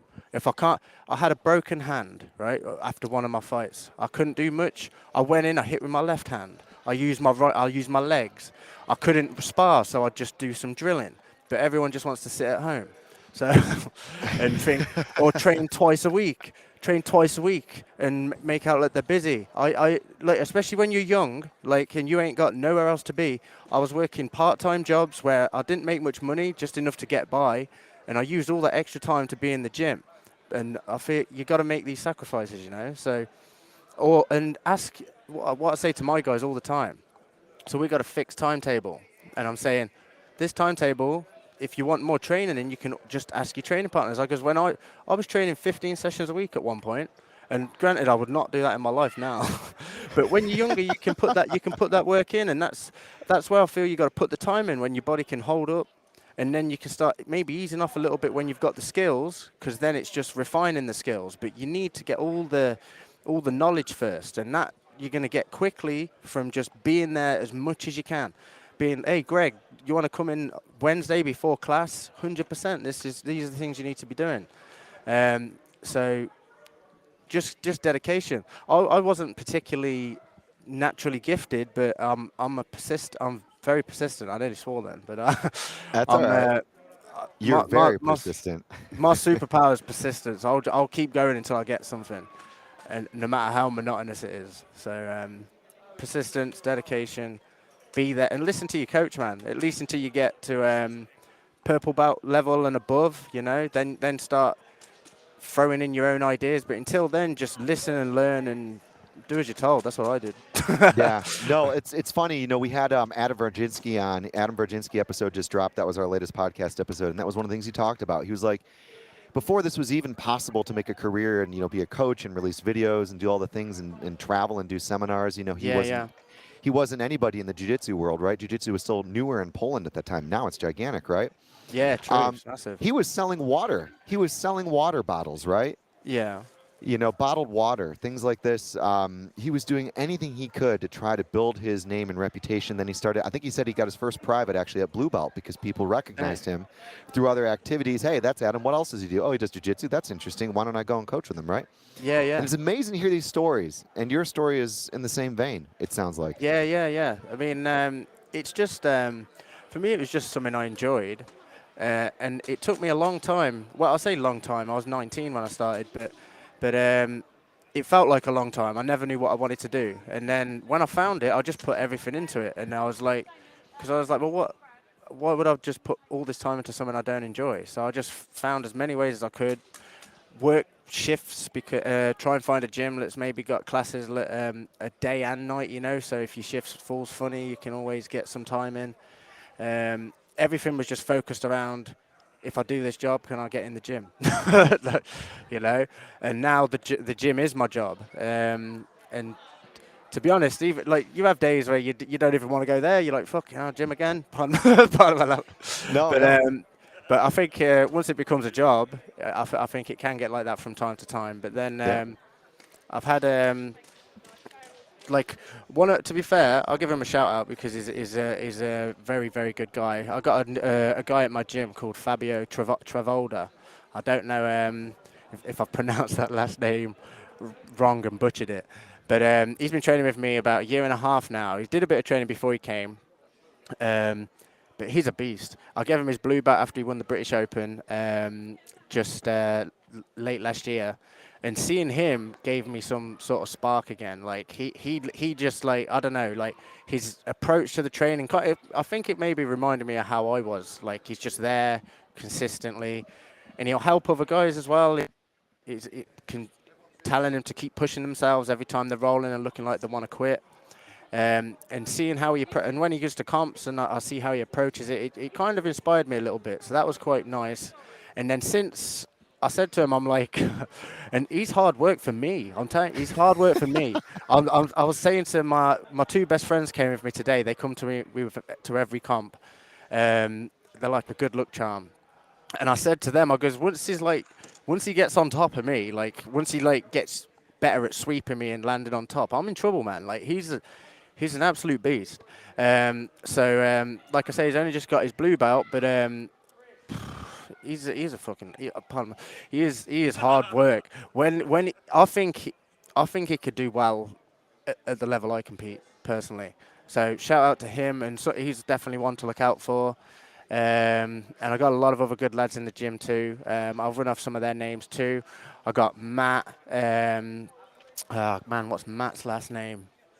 Damn it, you're gonna have to get a list up for me or something. Get them up. Give us all the final shout-outs. Give them as good as you can. That's a great way to end this one. John Robinson, coach, competitor. All be, to be fair, if anyone does want to look them up, they'll all be on the John Jitsu Academy Instagram page. So we got Fabio, we got Rodri, we got Matt, we got George, Zaman Shafiq. Who else? We got Patrick, Billy. Damn, I should have wrote a list. I don't want to miss anyone. Someone's going to be angry. No, it's all good. I mean, they can find you on John Jitsu on Instagram. They can also check out your academy website. I'm not mistaken, right? Yeah, 100%. They'll all be. Bear me 1 second. I actually keep a list of all my students down, so this would be an easy way to just reel them off.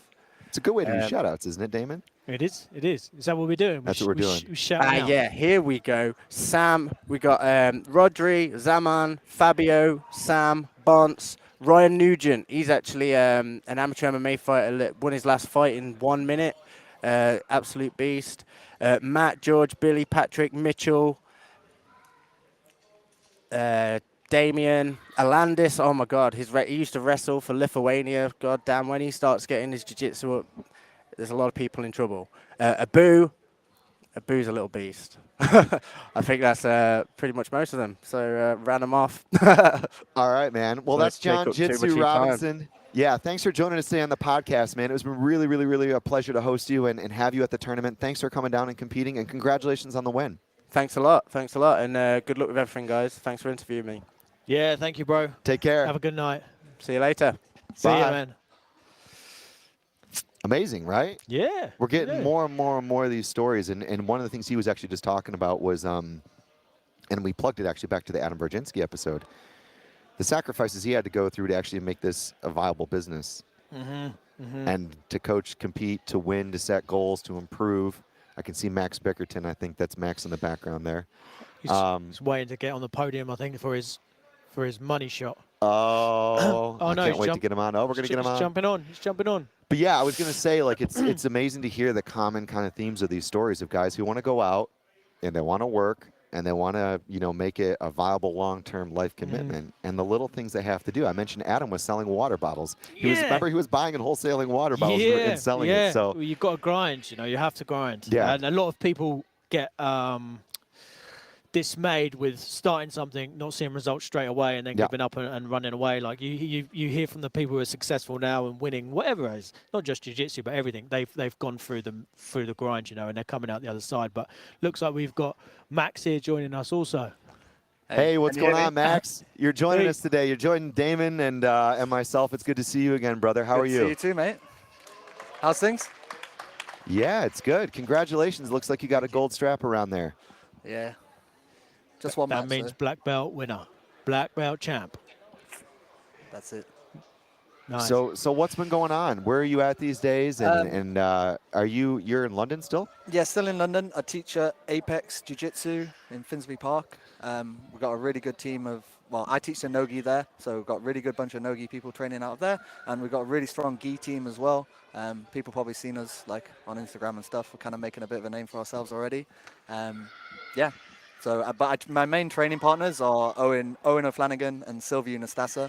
So we just go around wherever training, like in the daytimes, and then we teach at our own places in the evening. That's amazing. Can you pull the mic a little bit closer to your mouth? Just yeah, a touch?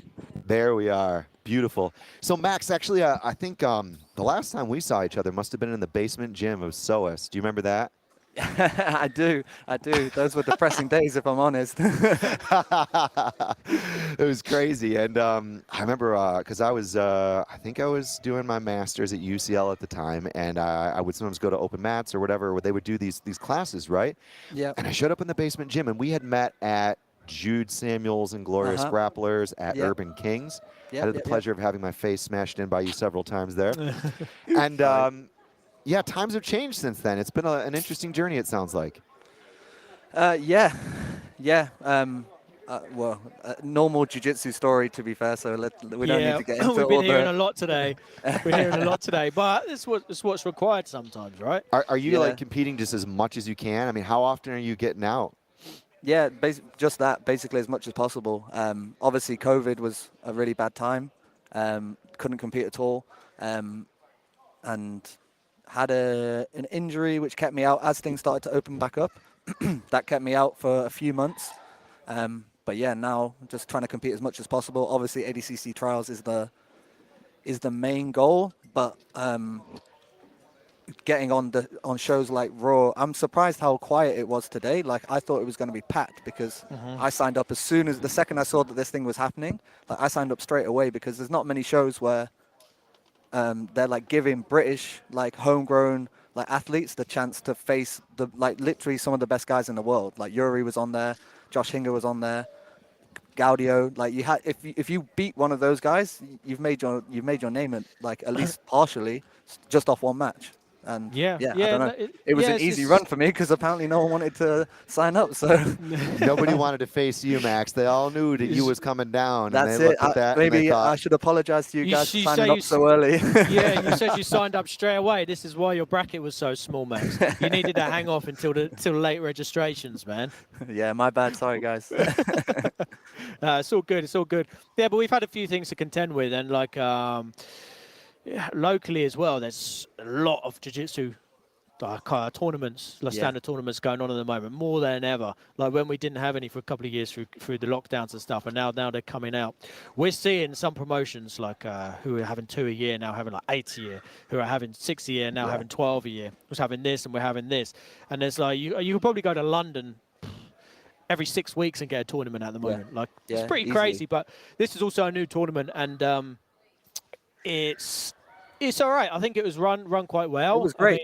I'd also like to say the standard of the refereeing was really good from what I saw today. Which is, from my experience, quite uncommon, especially with the just local British, just normal run tournaments, like ones that aren't the IBGF. Everyone hates on the IBGF, but the refereeing is actually good. But yeah, the refereeing here, I didn't see any of the referees making any mistakes. I wasn't here for that long, but usually pretty much every other match that I watch at a local style tournament, there's referees making mistakes. So come to the next Raw Grappling event and you'll get good refereeing. Yeah, it was important. I mean, I can definitely speak for Damon in a lot of the organization that you wanted to be able to bring on board, from everything from the way everything was being set up and managed and so on to being executed. And refereeing is like one of the most important things, because if that's consistently good, especially when a lot of people are coming, you know, some of them very early in their careers, some of them more experienced in their careers, that's something you don't forget, is it, Max?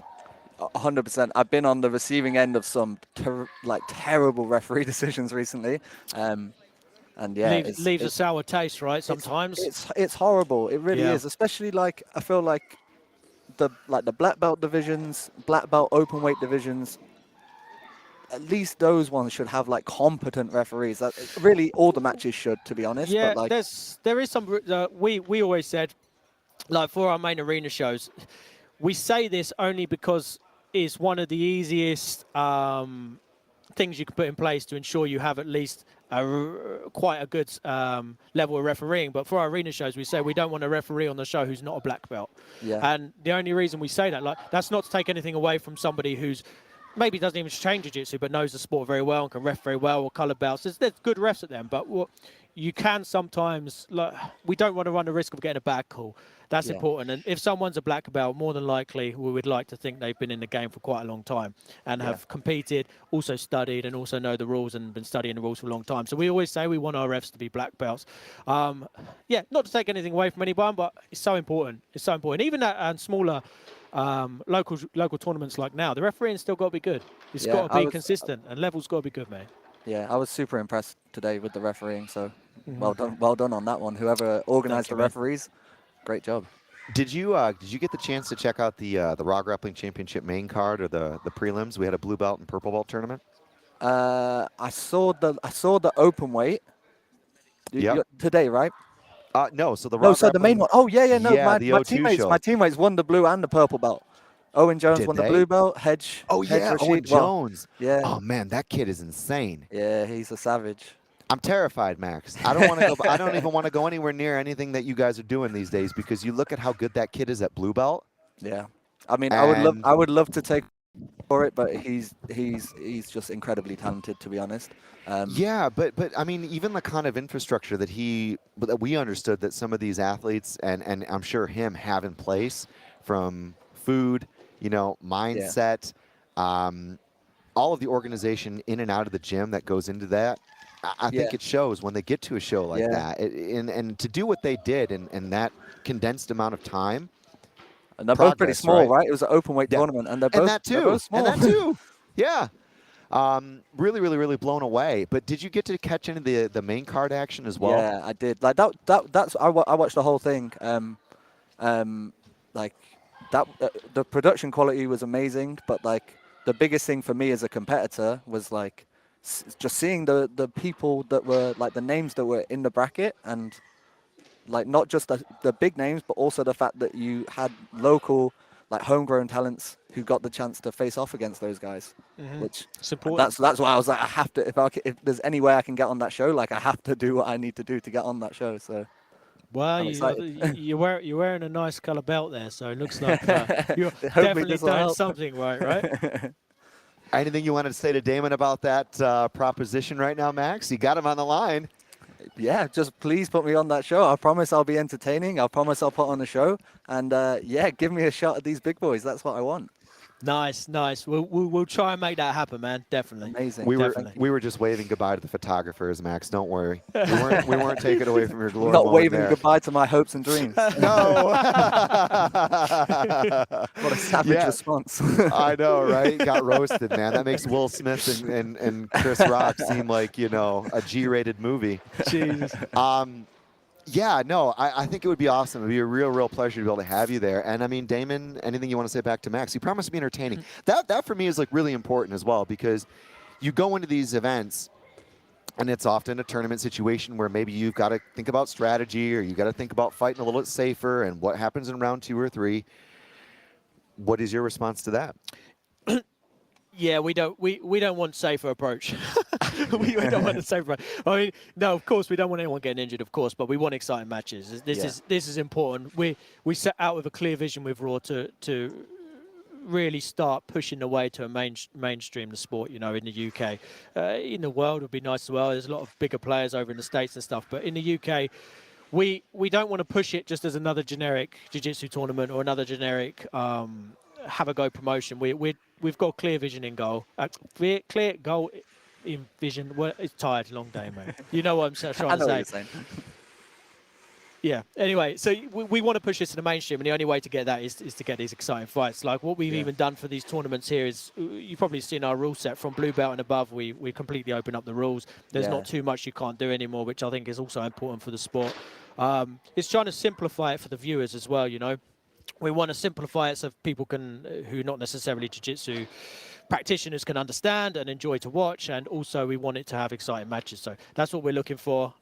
We don't want the slow, take it easy approach. We want some of them highlight reel moments, Amazing. Definitely. But yeah, it's lovely to talk to you anyway, Max. And, thank you guys.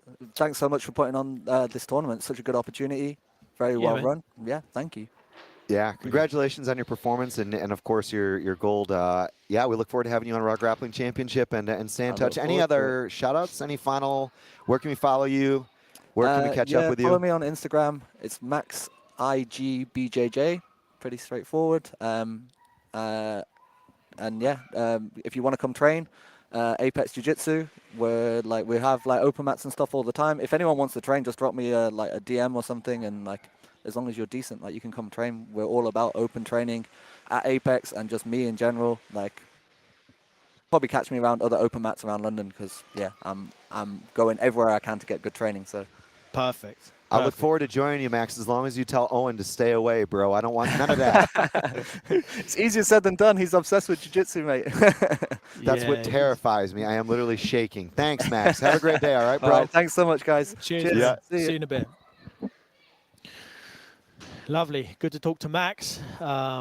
He's a great guy as well, Max. He's another one who's just dedicated so much time to jiu-jitsu. And you see these people who do have these stories where they're spending a lot of time doing jiu-jitsu or taking a lot of sacrifices, etc., etc. They are generally the ones who normally get the success, you know.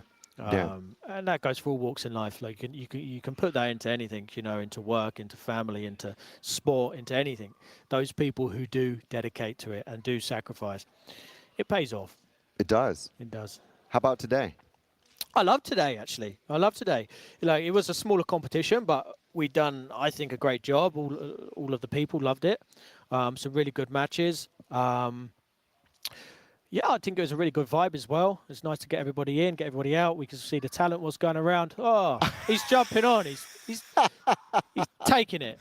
He's taking it. Oh, man. I joked with Steven earlier. I said, what you doing, man? What have you been up to? He's like, yeah, I just fought MMA. I just come back up. I said, why are you getting out here? He said, I'm actually competing today. I said, that's unbelievable. You're competing today. Steven, you need to flip the headphone in the other way, man. That's not your fishing hat, man. Stick to fighting, bro. Oh, can you turn the mic in a little bit towards you? Yeah, that'll be sweet. So Steven Hill is with us here. Hey, Steven, the mic is open. What's occurring? Not a lot. I'm tired. Just one, right? Won the absolute. Yeah. Lovely. Tell me about what happened between yesterday and today. We spoke to you earlier today on the show. You had leg kicked somebody into oblivion. And now, how did it all play out? I actually had a bit of a bad day today. Like every match, I was down on points. Maybe a little bit tired.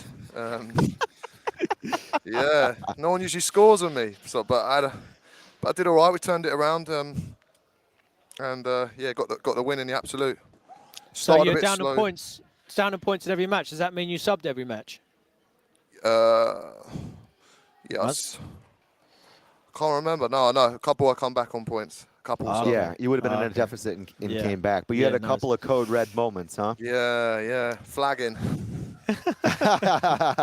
So like, what was your favorite performance, would you say? Which of the fights today would you say was the one that was most memorable?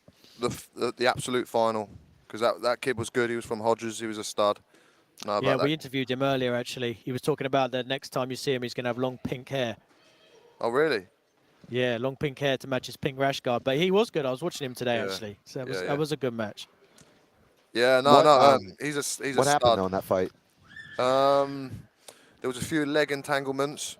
He actually took me down. I couldn't believe it. Took me down. A lot of scrambles, and then I felt him fade. And I come on as the matches go on. Usually 9 times out of 10, do you know what I mean? Slow starter. But yeah, it was good. It was nice. Good match. Slow starter, quick finisher. That's your motto, right? Yeah. So are you going to go home and sleep for a week at this point? I might have a day off. And then come back Monday, Tuesday. Damon, what do you reckon? I think you might take more than one day off. This guy will be off for a week. You watch. He's always slacking at training. he never shows up. Skips the warm up. Rolls in on a Wednesday for wrestling sparring sessions. He might turn up for Friday for the open sparring. That's all you'll see of him. Have you ever trained with Damon in any sparring, or do you just avoid? Most weeks. He's always ducking me. Most weeks. Nah, joking. Yeah, we roll a lot, don't we, Damo? Yeah, we do. He plays with me. He goes easy on me. It's easy. It's easy money for me. We used to train. We was training quite a lot leading up to some other tournaments in the morning. We was getting them double sessions in. So I was seeing Steve about 7:30 in the morning, and then coming back for the evening class. And I think it was too much for him. He had to bow down after about 6 or 7 weeks. He had to cancel their morning sessions. I said no more. Brother. I got to go back to work. This is too tough. No, it's always good fun with Steve, and Steve's an absolute animal, mate. In the gym, outside the gym, you see like running up to MMA shows last night. He was on at, what, 1:45 in the morning. Oh, no. Were you main event last night? Yeah. Yeah. Main event. He goes there, picks up a championship belt. He's now the contenders champion. Comes down here for like 9 o'clock in the morning, does 2-3 divisions, takes home another belt. It's just, yeah, constant. 1:45? You walked at 1:45? Sorry, I had to get that there. Yeah, 1:45. They were running a bit late.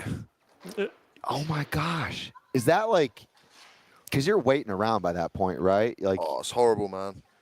It's horrible. If you ever competed in MMA or jiu-jitsu, the waiting round is the horrible bit in it. It's so horrible. Of course. Especially a show where there's probably a lot of other people on. You know, there might be running order adjustments, right? I mean, I totally know how that goes. But 1:45 has got to be tough, man. In a championship fight. Yeah. There was 28, 29 fights. It was unreal. Huge card. What was it like? Were there people there still? Because sometimes they all will leave. Mate, there was no one there. There was no one. Only my lot when I came out, they were like bloody mopping up and that, sweeping up, ready to go home.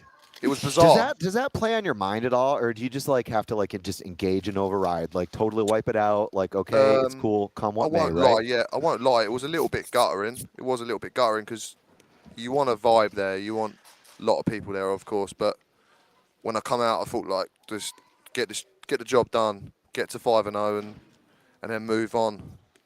We've got some. I've been talking to some people.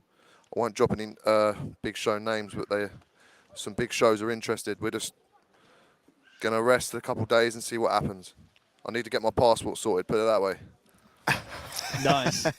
It's a handy thing to have these days. But yeah, man. No, congratulations on your win today, and congratulations on your win last night. But that's I've heard a lot of crazy stories, you know, but that's one of the more intriguing ones. Fought at, well, I'm sure you were fighting at 1 a.m. last night. If you walked at 1:45, came back and came and won an open weight jiu-jitsu tournament the next day. It's ridiculous. Good times, man. It's all in for the journey, isn't it? You know. Yeah, no, it's good. It's good. But it's great to talk to you, Steve, mate. It looks like, as you can see, most people are wrapping up here now. So we're gonna run the same thing, I think, mate, and catch you in the gym. Okay, this man. week. Cheers, guys. Thank you. Lovely. Well done, mate. Thanks, Steve. Cheers, Steve. Congratulations. Bye. Yeah, Steve's crazy, mate. That's ridiculous. Yeah, but it's the same thing as well. We always touch on, don't we, when you hear these people grinding out and putting in the hours and trying to always do these rituals to feel good for comp day and stuff like that. It's just not realistic, is it? You know, feeling bad, feeling tired, feeling stressed out doing this, you have to train every day or whatever it is in your schedule if you're going to be a true competitor. And you have to train when you're feeling bad.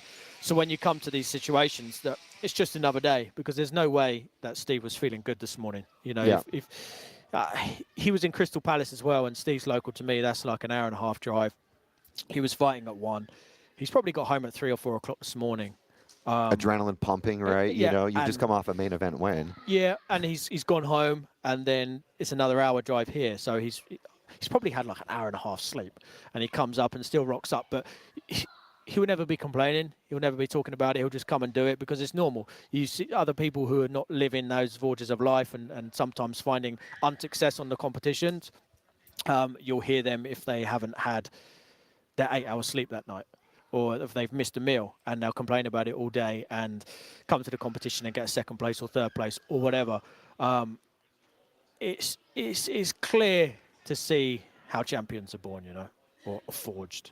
Yeah. It's clear to see that. Yeah. Do you think that there is an element of being born and then forged, or sometimes forged despite how you were born? I think you can nature and nurture. Maybe. I think you can be born with a mindset, definitely. Your early years of upbringing are going to change your mindset quite drastically. I don't think you can rely on that solely. I think the mindset, how you are as a person when you're a child, how that plays in. If you then start training martial arts or jiu-jitsu or anything else, or get into business or whatever you do, I think that behavior will play out in a way that creates a successful person. Definitely. Final reflections on today's endeavors? I loved it. Really, really busy. We can only go up from here. You know, it's a first comp. It was run really well, but as always, we'll always learn from the competitions. We'll always learn from the tournaments. Anything we put on, we'll pick out the good with the bad, and just keep getting better and better and better.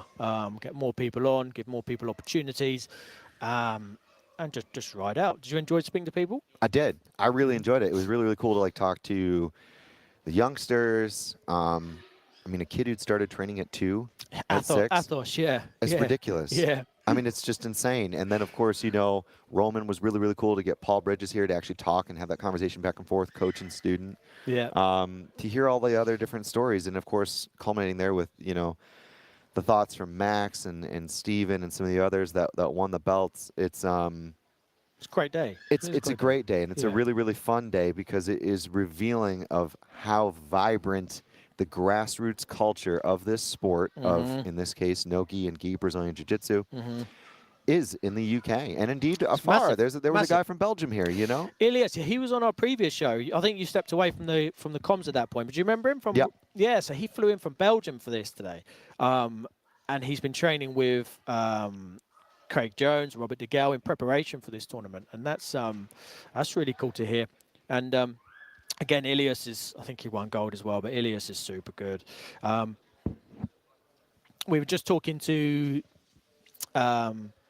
Max about Owen Jones. Owen Jones actually took out Ilias at the arena show. Yes. I would love to see them two go up against each other again because they're both super, super good footlockers. And I think when you're that much of a high footlocker, or your footlocking skills are that high, sometimes it just comes down to who gets lucky in that draw, you know, because it's one of those things. It's such a complex game that all it takes is for somebody to just override the person slightly, and sometimes it can be so dangerous that the other person decides that that's enough. But I don't think a loss against those two is something to feel is too much of a crazy thing. You know, if they was to replay it, I'm sure they would have just as good of a match. So we're sitting here, Matt's side. It's all in the past at this point. Everyone's just left, more or less. Road to Raw is done. It's done. But what's coming up next?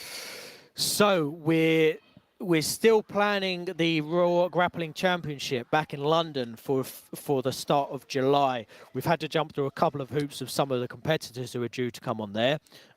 We're just in the last few bits of ironing that out. We should be able to make some announcement on it within about the next week. So keep your eyes peeled there. Lots of people who have come on today, hopefully will be stepping forward onto there as well. We've had some eyes around, so it's just up to us to now sit back, catch up, see who had them standout performances, and also start putting the next Road to Raw in place as well. We want to get that one out as quick as we can, and just keep trying to build it from there. So that's it, really. Keep an eye on your Instagram channels to see all the latest updates and all the news and photos, because we had the guys from Grapple Club here today as well. We had a photographer and a videographer. And their work is super good, as everybody knows. So I'm sure they caught some really good stuff. So over the next week or so, there's going to be loads coming out from that. So just keep watching and keep engaging with us, because the only way that we can grow and take this to where we want to be is if you guys engage with us. And we will give back to you. You know, anything you put into us now and all the energy that you put into the Raw brand and stuff like that now, it's all coming back to you. And that's the main reason we're doing this. So it's good to see where the future's going to be, man. Yeah, I'm excited about it. Raw Grappling Championship on Instagram. Yes. Raw Grappling Championship on YouTube. Yes. Discord? We're on Discord. They're very early years. I mean, we're trying to put most of our focus into Instagram and YouTube at the moment. But we are on Twitter, we are on TikTok, and we are on Discord. Sometimes Facebook too? We're on Facebook as well. So those four, they're a little bit quiet at the moment, but the content does go up on them. As the weeks start moving forward and we're doing more things, it's going to start becoming a lot more of an immersible space. So just keep an eye on all of our channels, really. And just I'm excited to grow with all the fans, you know. Yeah. Any other final shout-outs for folks? Any other final words? Just thank you for everybody who came down today. I haven't spoken to a person who had a bad day, so that's good. Hope we made it good for you. Shout out to my team and my family. You may be able to hear my son screaming for his sister. They've been here the whole day, and they look like they've enjoyed themselves as well. So my son Roman, he's been doing jiu-jitsu now. He actually did his first session with George, who was on earlier when he was 3 years old. He did about 6 sessions, and it was a bit too much for him, so he stopped. But he's been training jiu-jitsu now for like about 6 months, and he really enjoys it as well. So maybe we'll see him on the mat soon. Looking forward to it. The future is bright, Damon. It certainly is, Chris. It certainly is. So for Chris Hoekstra and Damon Robinson, we're going to say good afternoon and have a wonderful rest of the Sunday. Thank you so much for tuning in to our special edition here for the Road to Raw #1, and we'll catch you all next time. Be sure to check us out on all of the socials and catch the next event and, of course, the next podcast, right? Yeah, so, yeah, we've got podcasts. Yeah, forgot about the podcast. Tell us about the podcast quick. Whew, yeah, so the podcasts are good. Again, it's a brand new thing that we're doing. Just trying to give something a lot more to you guys so you can see how some of the people who have been in this sport and been around and achieved things that a lot of us are dreaming of right now, just to see how they're living, what stuff they've got coming up, to keep in touch that way and get some information that you're not really getting anywhere else right now. So do keep looking at those. We're going to try and make them as regular as possible. We had Yuri Simoes released a couple of weeks ago. Adam Wazinski released this week, and we've got Josh Hinger's episode coming out next week. So just make sure you're watching that as well. Looking forward to it. Once again, Chris Hoekstra, Damon Robinson, Raw Grappling crew here with you all day. Thanks again, and a very good afternoon to the rest of you. Good morning, maybe even in good evening, depending on where you are in the world. And we'll catch you guys next time. Take care.